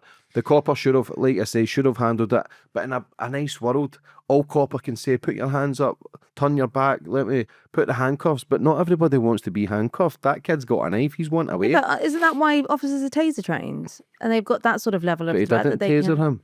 He could have. Yeah, he had his taser. He had professional weapons that he's trained to He use was saying as to, well, I think to they've got disarm to a... pin them up against the wall. That was what was his first protocol, because he's a trained martial artist. Well, Lauren. I mean, sorry, but that footage just looks to me like someone who's got a bit of an anger issue and has had a bad day or a bad sick of policing or whatever, and has just taken it out on, yes, a suspect who's carrying a knife, not acceptable. And if he was the suspect of those assaults, disgusting, should get prison time, whatever. But I wish people would take away the external parts and just look at the conduct of the officer, because I think when you include he's assaulted this person or he's had a knife, I think that's really unproductive. I think you need to look at the behaviour of the officer, because ultimately it's an officer getting dismissed. We're not talking about the crimes around it. I feel like you just need to look at the behaviour, and in that video it made me sick. And I feel like people are going to say I'm too woke, I'm too sensitive, you know, this is the reason why the UK has got is just all over the place. Well, you know, I would rather live in a society where you have professional officers that don't lose control, and maybe they need training in other ways to be able to disarm. But I don't want to be in a society where officers are slipping their hands around the neck of a suspect. I don't. I just saw George Floyd, and I know there's more to it. No, listen, I respect that, and I respect your opinion on it. But for me, like you say, you talk about having another Couzens in the police force. But what if we had another mass murderer? What if that was the start of something with that kid with a knife, killing police officers or killing innocent people as well?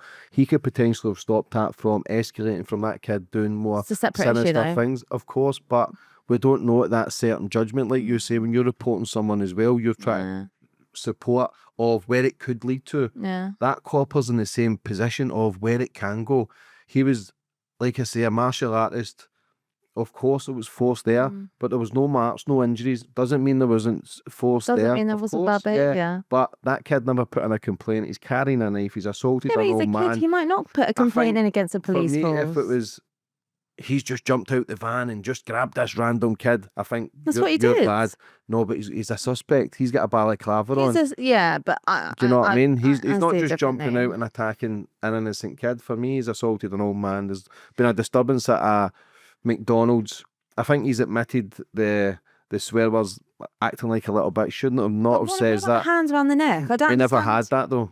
See that video? Yeah. It wasn't hands against the neck. No, but there was no marks. In the YouTube Dorset footage, he's going like that. He's not. He is. I can tell you he's not. He is. I've studied. We've watched the footage. 1,000,000% he's not. Well. It's here. It's not the neck. But why are you putting your hands there? Because he kept moving about. He's resisting arrest.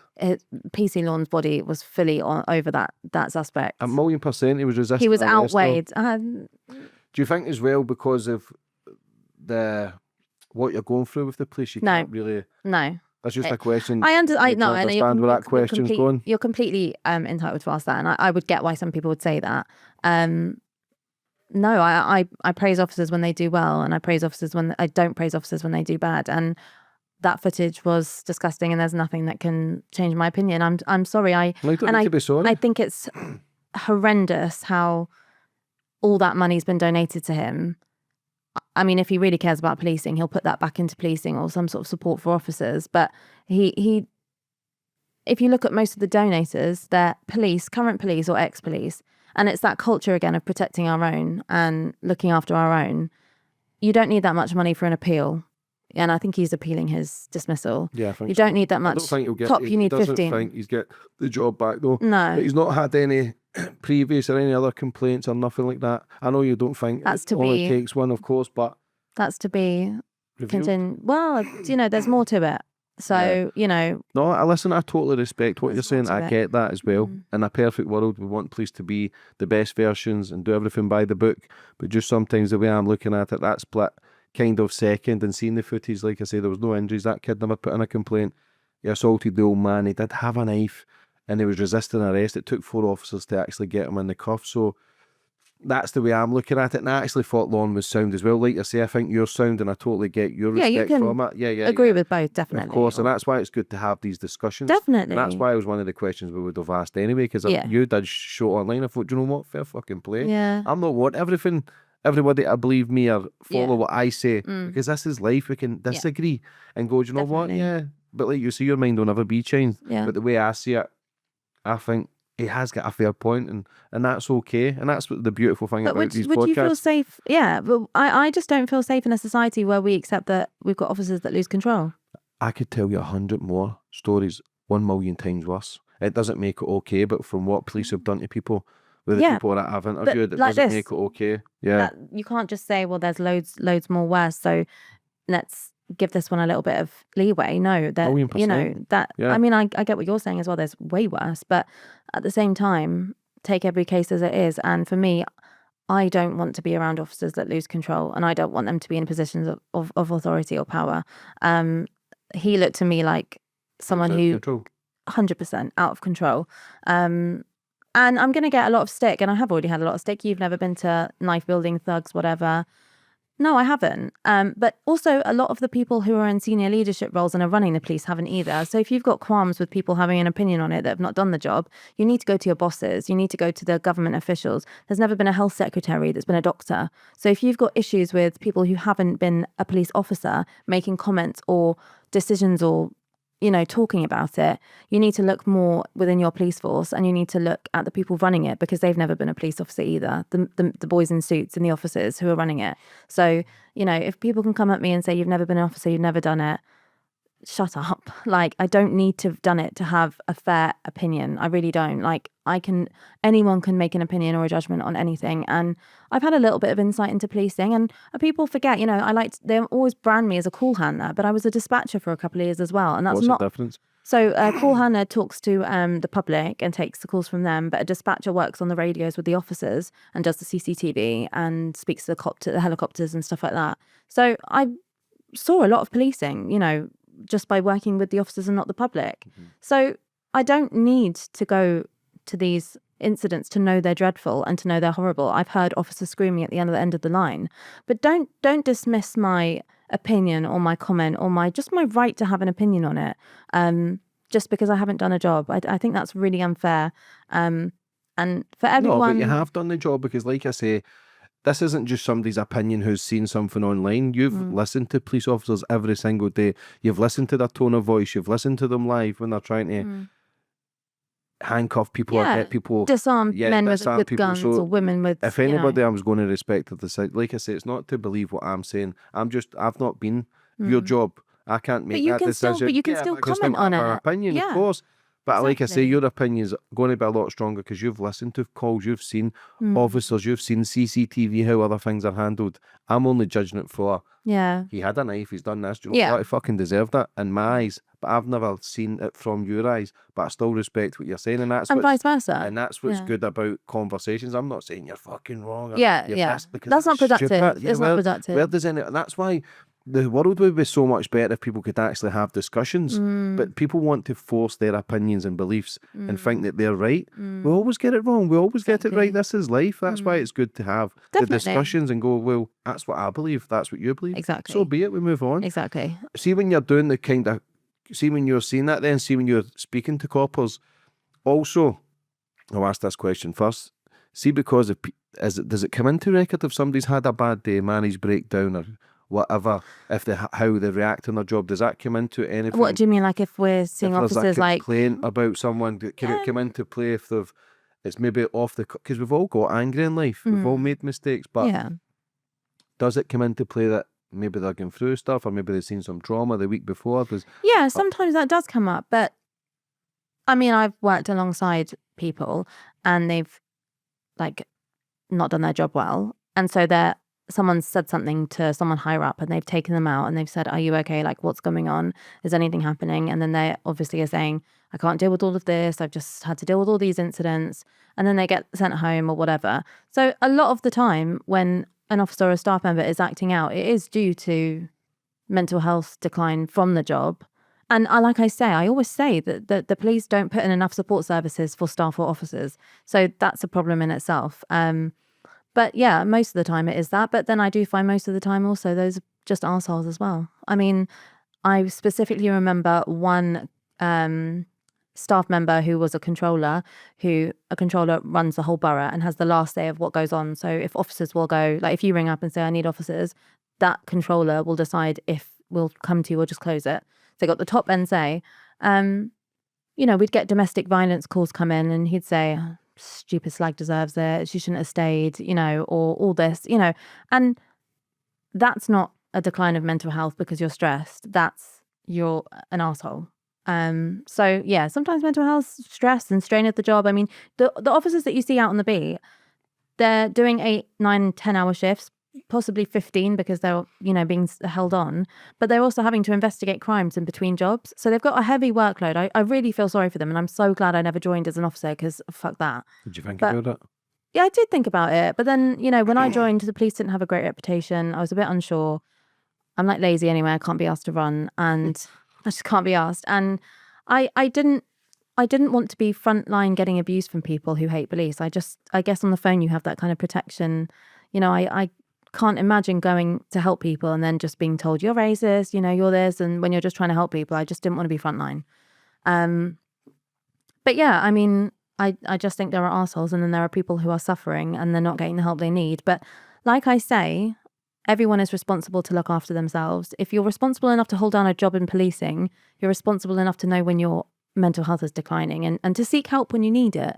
So I don't know if I accept having bad days or, I feel like you can't continue with your job. If you know you're suffering, why the hell as an officer would you continue your job and put people in positions of risk? I don't think we would have police officers if everybody admitted they were suffering, though.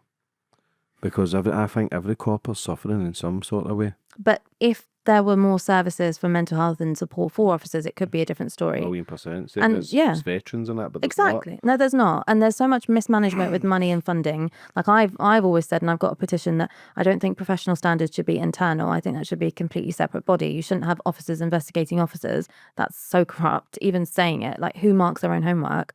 And if you take away the funding put to investigate themselves, put that towards officer well-being or officer appreciation. Make them feel appreciated for the hard work they do and that they're risking their lives every day, and give them more, support services. Don't just slap a number on the wall and say, if you feel shit, just ring that. There's a lot of mismanagement by boys in suits at the top who've never done a day's work in policing, who don't understand what's actually needed. A lot of Freemasons and stuff in the police as well, where secret handshakes. He's one of us. Nothing happens. I used to be like, oh, that's so stupid, like whatever. But I'm like, nothing shocks me or surprises me anymore. So I probably, there's just a lot of dodgy people, and a lot of people who shouldn't be in that job, and it's obvious, and higher up don't do anything about it. But listen, we've got Zelensky. He was a dancer, an actor.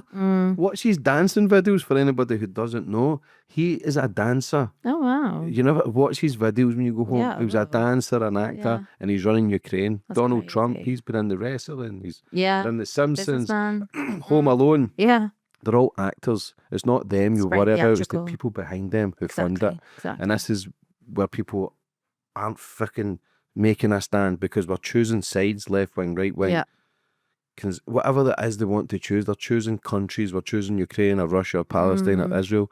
We shouldn't be questioning what side we're choosing. We should be questioning the people behind it. It's funding both sides. Yeah. The people who are funding both sides of the world. The people who are manipulating the media for then you to join a trend and put a Ukraine flag or whatever it is. What the fuck are you talking about? Ask the questions of why is this happening? Yeah. Why is other people and innocent kids getting blew up all around the world? Not just Palestine, it's happening in Congo, it's happening all around the world that people don't want to talk about. Why? Because it's not in the media. But as soon as it's in the media, it gives us all something to talk about. But also, and it's because it doesn't affect them either. I'm sure people would be up in arms if it was their own country being bombed and their own family being killed. But, just unfortunately, humans are very selfish and only care about things when it affects them directly. Of course, but if you actually speak to families in every country, you would get a different reaction from what you see in the media. Yeah. But it's just the society we live in. What's the worst call you ever got? Is there anything sticks out in your mind? There's two that stuck in my mind, but one is a hanging I took. That was just absolutely dreadful, because a lot of people, when they don't know who to ring, or if they want police and ambulance, you just get put through to police. So yeah, just this guy found his sister hanging in her house, and I think it's like 9-year-old daughter was upstairs and couldn't find her mum. So he'd gone to look and found her hanging in the garage. And he didn't want to hang up the phone. And he was just crying, and he was saying, should I cut her down? And I was like, we only have very limited direction because we're not medically trained, but he wanted to stay on the phone with me. I was saying, maybe I think you need to ring. We've got police coming, but you need to ring an ambulance so they can give you full direction on what to do. So the only offer of advice I could give professionally was try and cut her down. And I could just hear him trying to cut her down, and it was just horrible. And then the child coming down and seeing it, and then he didn't want to hang up, and I'm not hanging up on him. Like, that's just horrible. So I stayed on the phone until the police got there. And yeah, that was really bad. And then another one was, I've spoken about before, a young man who took an overdose and then was sat by the Thames wanting to kill himself because he wasn't dying from the overdose. And there was no police or ambulances available for 45 minutes. So I had to stay on the phone with him and just convince him not to jump, try and keep him awake while there was no police. And I just had to keep promising him that someone would come, but no one did. I think it was a police support officer that walked past and finally took it over. But that was really difficult because he kept saying, you keep saying police are coming and ambulance are coming, but no one's here, and I'm going to die before you guys get to me. And I literally didn't know what to say because it was true. I mean, luckily someone walked past him. But that's the only two. The rest are a blur. Actually, no, I do remember a hoax caller. He always used to call the girls he'd call up. If he'd got a female call Hannah, he'd call her a garbage bitch. But yeah, apart from that, I don't really remember anything else. It was all just a blur of shit. How do you feel then if someone did lose their life and you're the last person they speak to? That's a lot of pressure. And it is. There's no much money in the world can make you make those calls, but that decision can destroy your whole life if someone takes his own life and you're the last person to call with the last bit of information you're trying to keep someone alive. I mean, yeah, it's a lot of pressure. But I don't know if I just told myself this to protect myself or survival mode, but I just always told myself I can only do what I can do. At the beginning I was very emotional, not emotional, but oh God, what if something bad happens and then it's my fault and I haven't. But then as time went on and I took more and more calls, I can only do what I can do, and I'm going to try my best, and I'm going to try and help as many people as possible. And I can't punish myself for things that are out of my control. I can only do what I'm trained to in my role. Anything external, I can't. So I'll just try and help them. I can't keep the baggage on me if police let them down, whether that's because I can't understand what's going on, so I'm not getting the information quickly because it's too chaotic, or there's no police available and someone gets stabbed or let down. I can't take that home with me. I can't take that. That wouldn't be productive, because then my mental health would decline even worse. So I was quite good at setting a barrier as to what would make me feel sort of stress about it. But yeah, I mean, it's a really good job, and I would encourage anyone to do it if they're interested. But I don't know, first let me try and see if I can make change in the police, so make it a better place, because it's run by absolute idiots. How bad do you think it is, police officers? How bad and corrupt do you think it is? Because I don't know how many times, a 500 podcast, I probably say this every second one, that there's good and bad in every walks of life, no matter where it is, no matter if it's a charity, or police or football, whatever sport or genre you're in life, there's good and bad people, as simple as. But how corrupt and bad do you actually think it is with the cover-ups? And the grooming gangs is always one that will stick to my mind. Sammy Woodhouse is a good friend, but you're talking politicians, child services, police, all involved in a cover-up. And one of the biggest scandals in Britain's ever seen. Tens of thousands of men abusing innocent kids. And these are the ones that we've only heard about. This has been going on for 40 years. There's so much more. Yeah. There's so much more. I think it's... And it says it takes over 20 years for a victim to actually come forward and speak her truth. Exactly. And I'm not speak her truth because there's men get abused as well. There's happens to men, but the majority is females. But it takes a long time for people to open up and and speak their truth. But that's how it's good for people to come forward and speak, because it gives other people courage that they're not alone. Exactly. Well, I don't want anyone to think it's just because of my experience, because I thought this before. That's why I joined to try and make it better, or can contribute to making it better. But I think, oh God, I don't want to give it like a percentage, but I think it's heavily corrupt. And I don't think the corruption is on the low ranking and the frontline workers. It's when you get higher. I think when you get past inspector or like a civilian duty officer, when you start to get into those high ranking roles, that's when you start to see cover-ups and real toxic misogyny, racism, just really bad things. And they're able to fester and grow there because everyone's in positions to cover it up. I mean, when I complained about the director, everyone who I complained to about him said, you must understand it's awkward because it's our boss you're complaining about, so we don't know how to hold him accountable because he's in charge of us. You know, so there's no accountability the higher you get up. So yeah. What happened with the boss? What happened? Oh, well, eventually, 10 months later, so a couple of months ago, I got an email from the Met saying that they don't think the comments made by the director were bad, and that they're sorry that they ignored my report for 5 months. It was buried for 5 months, and that's it. And then I asked them, can I have a rationale as to why you think the director was right for saying that, you know, there's nothing wrong with having a harmful opinion, etc. And they said, no, we're not going to give you that. So I said, fuck off, I'm not talking to you anymore.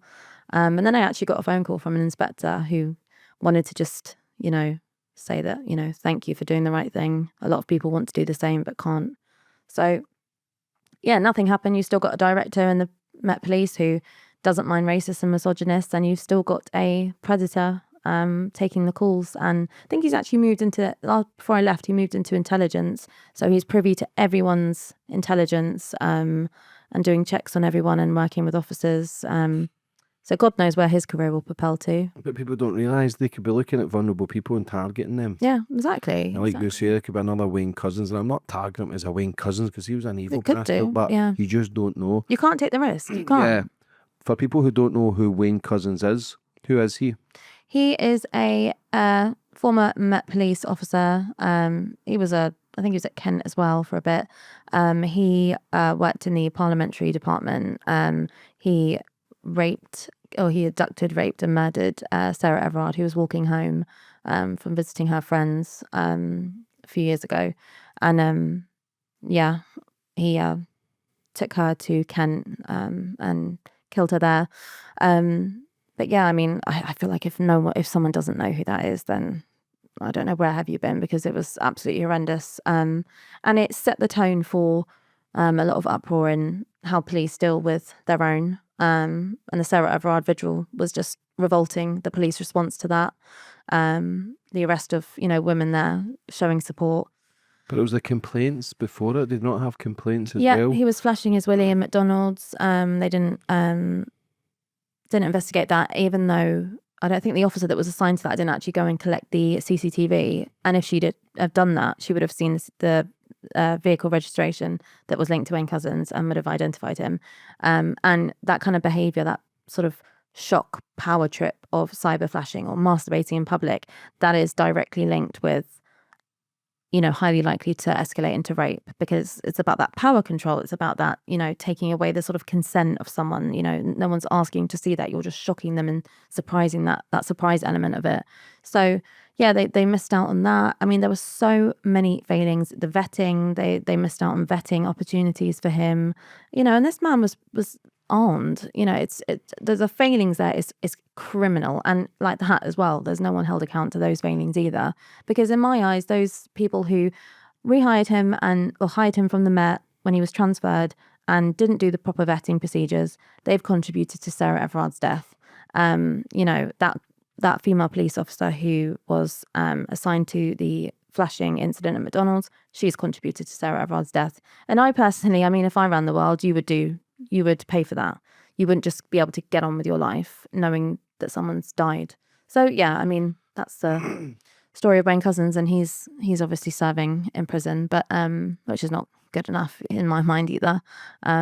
But yeah, Surprised they never got fucking community service. I know, exactly. In this day and age, there's no accountability. And I feel like, I just want to say, you know, society needs to take more seriously violence against women and girls. It's very, very serious. There's a lot of, there's a lot of male victims as well, but there's an epidemic of male violence against women and girls. And I feel like it's a touchy subject with a lot of people, but it shouldn't be, because it shouldn't be tolerated. And I feel like, I don't know, I feel like when anyone brings it up, it's just like, well, what about men, or what about this? And that's not the point. That can be another conversation, but, I totally agree. Listen, I've got a daughter. Yeah. I totally agree, but we live in a society where nobody wants to talk about it. And the majority of abuse comes from men. And I've said it before, like, there's false accusations do come from women as well, but the majority of abuse, again, does come from men. And is there too much of it where it all gets swept under the carpet? But we need a platform in places for people to feel safe. I believe women just want to feel safe. I believe men just want to sort of feel respected. But we're living in a society where things are getting creepier, things are getting darker. I don't know if it's social media. I believe porn plays a big part of people's porn mindset. really does, yeah. Like, it is a depressing, and it's making people perverted. And it's not that people are bad, but if you're getting exposed to this at a young age, 9, 10, 11, it's fucking with your brain. So it's people who can't get sex, or people who can't interact with people. They're then watching these screens and putting everybody as an object. So harmful. But that's why it's free, because they want people dumbed down, they want people low vibrational and creepy and perverted. It's changing people's mindset. When you look at kids being born and the innocence of childs, they'll just want to play and have fun, but then they get exposed to all this dark stuff at schooling and all this weird fucking shit. Like, it fucks with their brain. And social media has made it uncontrollable now. There's no stopping it. But I mean, society needs to also believe, well, I don't know, it's quite controversial, but I believe society needs to start believing victims first, then questioning victims. Because if you start questioning victims coming forward, that's just going to put off further victims. And yes, there's false allegations and there's malicious allegations, but you can't disbelieve. If you've got 10 victims and 2 of them are malicious, and you've got 8 genuine victims, but because of those 2 you disbelieve all, that's so unproductive for society. And if there is a malicious allegation, that will come through a court process, or that will come through, like that. Well, I mean, I've never heard of a malicious allegation actually sending someone to prison for anything like gender-based violence, but I need to do research. I'm sure there are. What we've got to struggle with, because it's not a case of believing everyone. Because I've had, he was an NFL star, rising star. He kissed a girl at the back of the shed, and she accused him of rape, and he lost his NFL career, lost his life. Mum lost everything from false accusations. So it's okay saying 8 could be true, 2 could be false, but those 2 false accusations can destroy a man's life.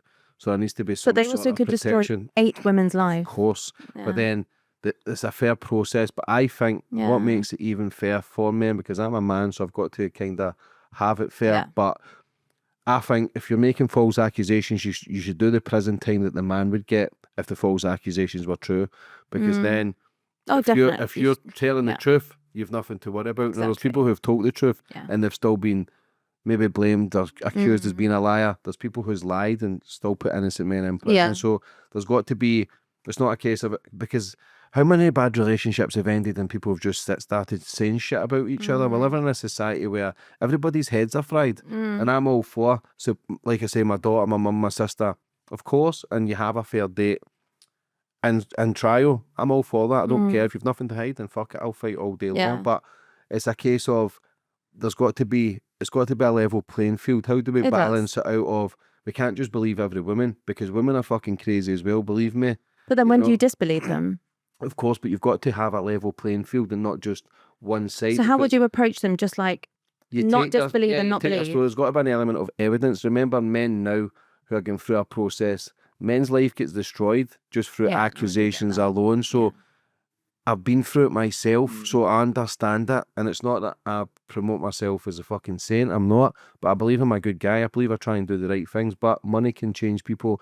Certain things can change people. And social media is, people want views and attention. And I'm not saying, by all means, no chance I've done it, because I've interviewed victims. I support victims, also support the men. Brian Banks, his name was. Whole life was destroyed through a woman making false accusations. He spent 8 years in prison, lost his NFL career. His mum ended up homeless because she tried to pay for his legal fees, and everybody thought it was an on. So it came out 8 years later. She admitted on record that she'd made it up. Yeah, so she needs to go to prison. of course, but she didn't. She also got over £1 million from the university. No. So I believe if you make false accusations, you're going to prison as well.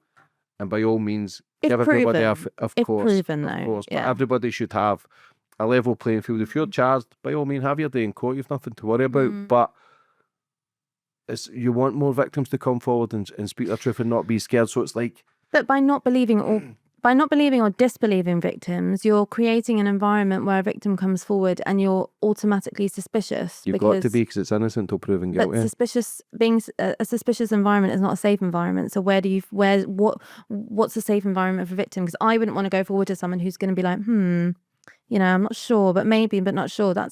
I don't want to be, I'm telling you something very vulnerable. And yeah, okay, there's people who make false allegations. Maybe you're speaking from an honest heart where you think what you're saying is the truth.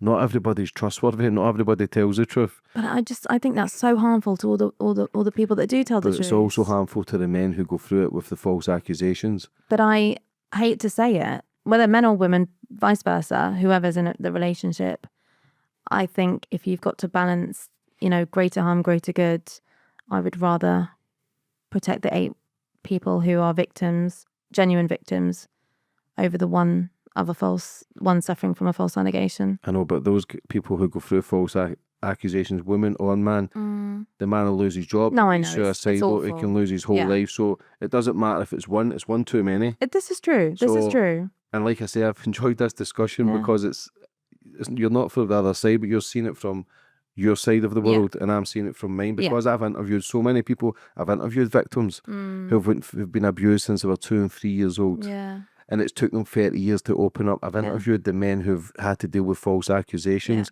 because they were suicidal. They could have lost their life, all because a woman was angry and bitter. Yeah, so that's not acceptable at all. How do we find the level playing field where it's just fair, but it's not fair? We can't, because it can be a different judge, it can be a different social worker, it can be somebody in the know where it's a cover-up. So all you can do is just tell your truth, and hopefully God or whatever it is takes you on the right path to then support you, because life is full of obstacles, it's full of ups and downs, we just don't know. But if you keep a clean heart and try and do the right things, then you'll be fine. Yeah, I believe the world works its way out. But we do live in a society, and because of the people I interview, it's hard to then choose sides and go, do you know what, you're right. But I've interviewed the 2%, the 2 out of the 10 who've been fucked over and ruined their life, ruined their mum's life, and so much bad things. So I can't really take sides, but I'm all for I get that completely. People coming forward and saying, you know what, he's a fucking nasty bastard, but okay, let me look into it, let me put it on the table for all the evidence, and people can make their own judgments. But we're living in a society now,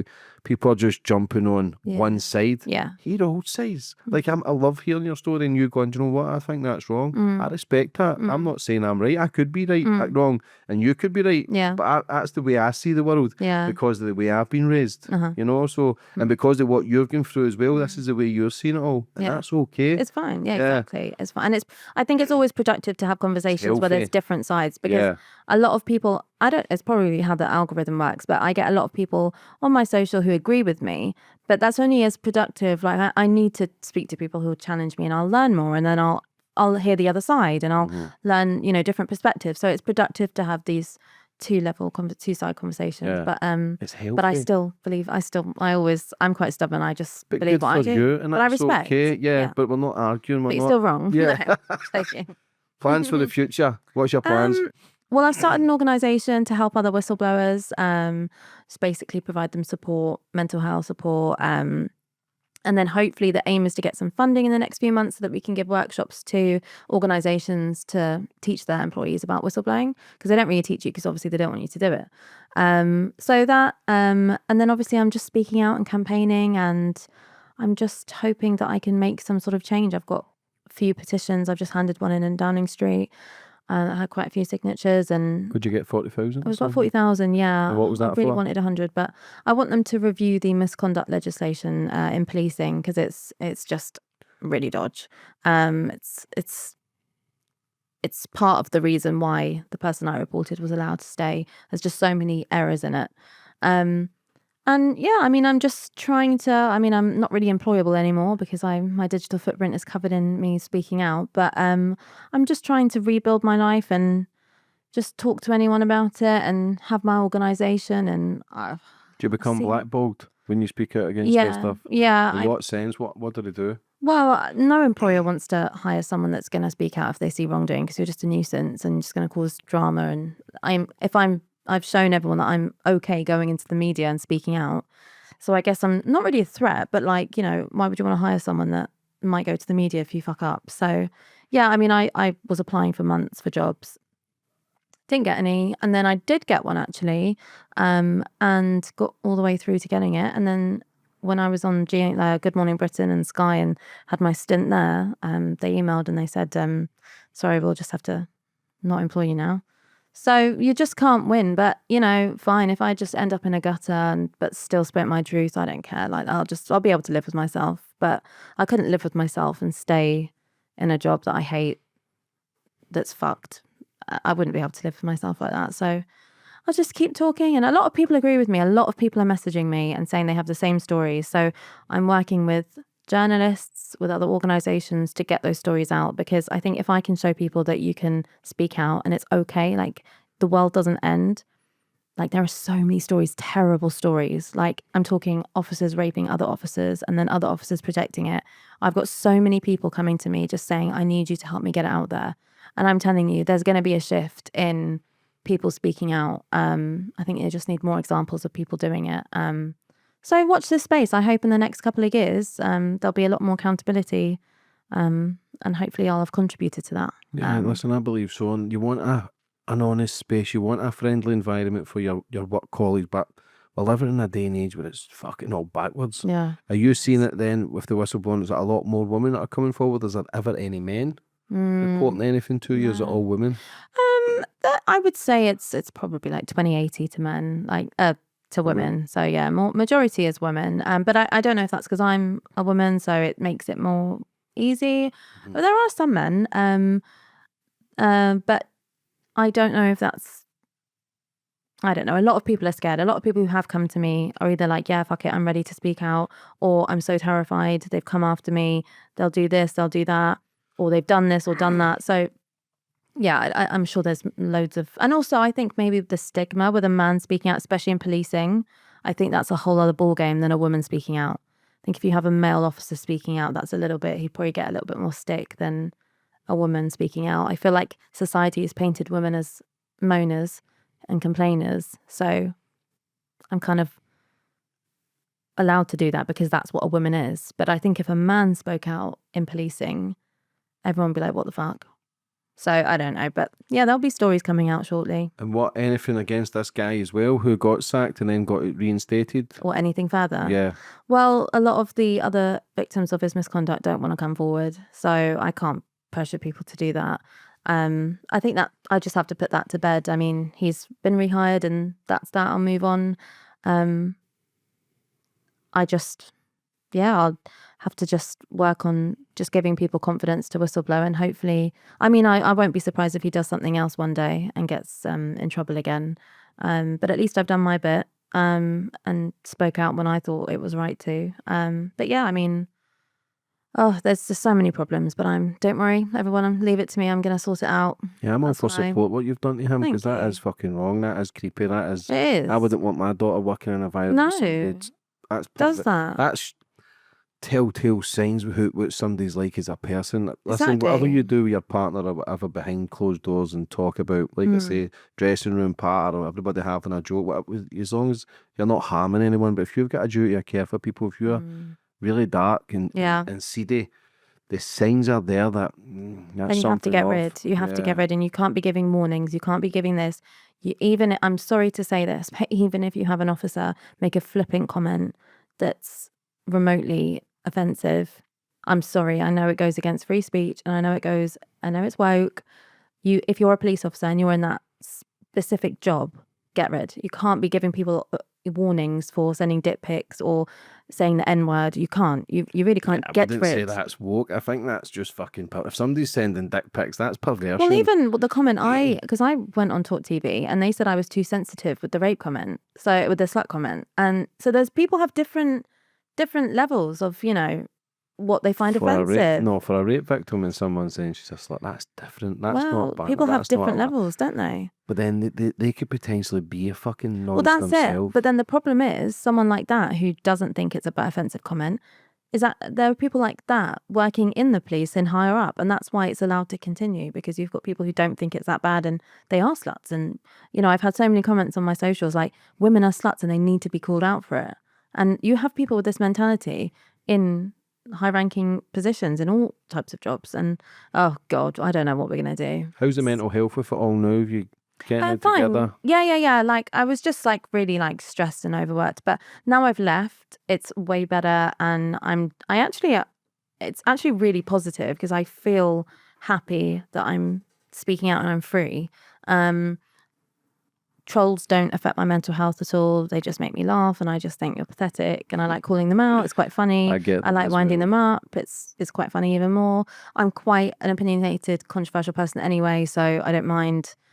If someone, a lot of the time when I get really hateful comments, I actually burst out laughing because they do make me laugh sometimes. And it's just a reflection of other people, not me. So yeah, no, mental health's good. Just plodding along through life. But I'll never ring the police for myself. It is sad. I'll never ring the police for myself. I'll only ever ring the police for someone if I see them getting attacked. If my family ever have communications with the police, I'm going to make sure I'm there. But I will never ever ring 999. For anybody watching or listening that's maybe who's a police officer that's maybe wanting to expose some stuff, how do they get in contact? What do they say? How does it work? I don't know. Just visit my site, speakupnowuk.com, or my own site, Issy Vine, all my socials. You can submit your story, put your name, be anonymous, whatever.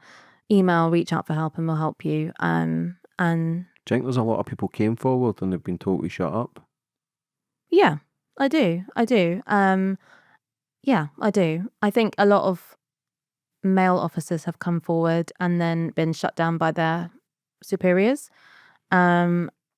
I think a lot of officers and staff have been told to shut up with the threat of you're not getting a promotion. Because when I spoke up, it started like blocking me from getting other jobs. Like I wasn't able to, because I was like, well, I'm not staying in this department then because of this shit.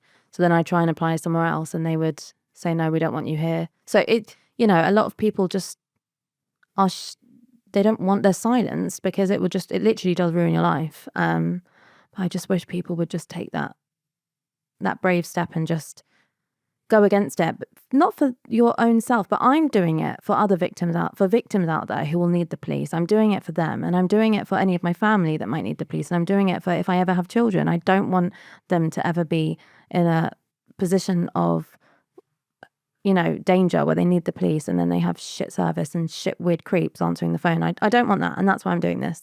And quite frankly, to all the officers and staff that are in the police that know bad things are going on and are not saying anything about it. I know I've said, I understand with mortgages and children and not wanting to lose your job. I still think it's not how on earth can you call yourself a police officer or a police staff member if you can't even stand up for what's right? That's literally your job. So that's just my opinion. I couldn't have carried on. Yeah. You must have finished on a positive. Did you ever come across positive workers and lovely coppers and definitely co-workers and good so many call handlers where you go, they're 100. Nobody's ever 100%, but yourself. But people who are in it to do the good of life. Definitely. Is there goodness there? There's lots of goodness. It's just, unfortunately, it's just the front line, like it's the higher up that are not. But no, there's lots of goodness. There's lots of lovely people there, and there's lots of amazing work being done and lots of lives being saved. And I'm always grateful for all the lovely officers and staff that work there. It's a terribly awful job that you get paid shit pennies for, long hours. You're not appreciated. You're always scrutinised. But that will never ever stop me from calling out wrongdoing. Do you think people start with a clean heart though, and because the job is so dark, they kind of just changes them? It's not an acceptable excuse. No, I know, but do you think that is a possibility where they do it might this stuff do because they're just fucked. They just, It might do, but then you need to leave. of course. If you, But do you think they're going in? the job changes you. Yeah. Could Yeah. that be a possibility as well? Well, not every, It does. people were all getting Yeah. creepy, but maybe just with everything they see, It does. just completely such a negative environment. It does. Yeah, it Did definitely you see does. that when you were there, when people have changed over a couple of years? It definitely does. I mean, before I moved from call handling to dispatching, I was starting to lose my patience a little bit, and that's when I can't be on the phone with people. Like it's I don't want to. Someone's calling up because they've been raped, and then I'm like, okay, what's going on? Like, losing my rag. It's not acceptable. So yeah, I mean, it does change you. Sometimes for the good. Some people do it and they, become even better people because they're helping and they find it really rewarding. But a lot of people are changed for the worse, and they become numb to it, and they become very unsympathetic and robotic. But we're all adults here. Like, you need to take yourself out of a job when you're like that. It's not an excuse to stay in. And if you're not taking yourself out, then it's your managers that need to step in and not just sit there on their asses, just letting a shit service happen. What's the longest you've been on a call for? 45 minutes. Was that the suicide? Yeah. On the bridge? Mm-hmm. On the Thames. How many stabbings is there a day? Because the figures seem wrong. Well, is it one every 4 minutes or one every hour? I don't know about that. Yeah, but I interviewed the guy who was running for London Mayor. Yeah. And he says it's so extreme, but like 90% of it's swept under the carpet. But is that actual stabbings, or is that just people calling up saying that there's been a stabbing? Because stabbings. It's like was it 1 an hour? I don't God. want to make it, but they're saying it's. Is it one every day or one every 4 hours? In the UK or in London? In London. Oh God, I don't know about London, but I'd say maybe for the UK, but I don't know. But then I was one out of 60 call handlers at a time. How many stabbings would you get a day? I'd at least get one. But that would be like a good day. Like you'd have loads of. So he's got a machete, he's running here, he's got a gun, or he's got something in his pocket. There's loads, but if you take that from 70 call handlers, and that's a few a day, then. Oh yeah. I remember times working in Lewisham on the dispatching channel, and you just have like multiple scenes of stabbings. It's one average a day. Sometimes it must be 4 or 5. Yeah. That's a lot of stabbings just for one city. It is. But then you have to remember, though, that stabbing isn't always like a full knife through. Because a lot of times, like, stabbings used to come in and we'd all get geared up, like, come on, send all the units down. And like, it's like, not to say that it's still not bad, but it is just like a minor, like, little cut to the, so I don't know. But yeah, there's shitloads, and there's a lot of gun crime. Yeah, a lot. Specific areas. But yeah, there's a fair few of that. Where's the area you got the most calls from? Lewisham. Lewisham used to be a borough. Oh God, Croydon as well. Croydon and Lewisham always used to be a borough that I dread being put on. Those boroughs are horrendous, and I feel so sorry for the officers that work there. It's just, if I was an officer working there, I would just, I don't know, it's just dreadful, and they're so under-resourced. But yeah, Croydon and Lewisham. Lambeth can be bad as well. Lambeth can be really bad, covering London Line all around there. But the centre I worked in, we only did South. So I know there's a lot of bad in North as well. So yeah, Lewisham and Croydon is not the place to be. Have you seen it get worse every year? Yeah, it got worse. But then I joined in COVID, and COVID was very quiet because obviously everyone's at home. So I don't know if I've had Can't really judge the first couple of years. Yeah, I think maybe what I saw in the last sort of year was probably normal. You talking phone thefts? Phone thefts, kind of sexual assault. Stuff? Oh, a lot of petty stuff, and a lot of civil disputes, like between neighbours and ASB. A lot of, there's crackheads coming into my house, smoking into the hallway, smoking drugs. A lot of that, but ultimately, it's domestics. That's so. The what's problem. the average kind of wait time? 45 minutes for a police well, it depends. The most immediate response is up to 15 minutes, but it's not always that they make that. But the average.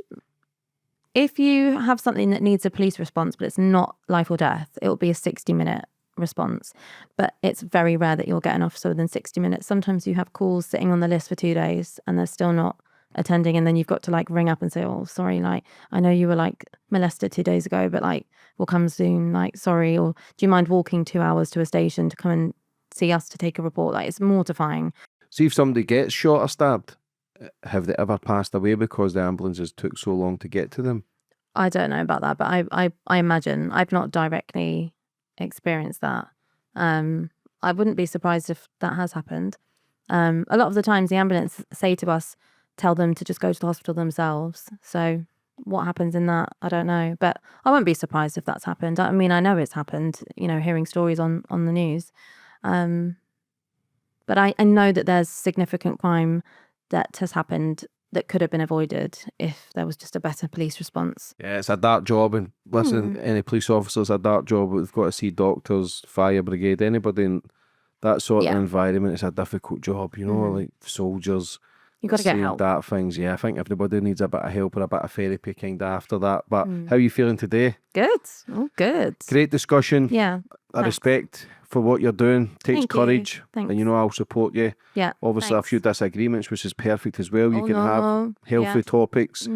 For anybody watching that's maybe in a life of struggle right now, that's maybe battling, what advice would you have for them? If you're struggling because you know that there's wrongdoing, I mean, my advice would be to just speak up and stand out. But I do understand that it's not always easy. But just seek help. Just do the right thing and just please. My advice is to just speak out, and you can come to my organisation and we'll do our best to help you if there's any worries. But ultimately, you have to speak out. You actually do. I know that there are factors that make it difficult, but you have to. You have to.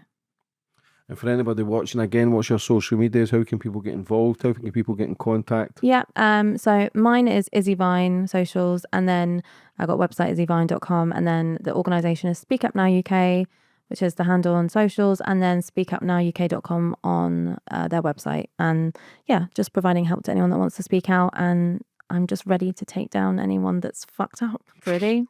You're going to be in for a tough old job then, because we're all fucked up. Well, someone's got to do it. Keep up the great work, Izzy. Nothing but respect for you for what you're doing. Cheers. It's bravery, and anything I can ever help with, you know where I am. Thanks. God Thank you for bless, having me. and good luck. Thank you. Take care. You too.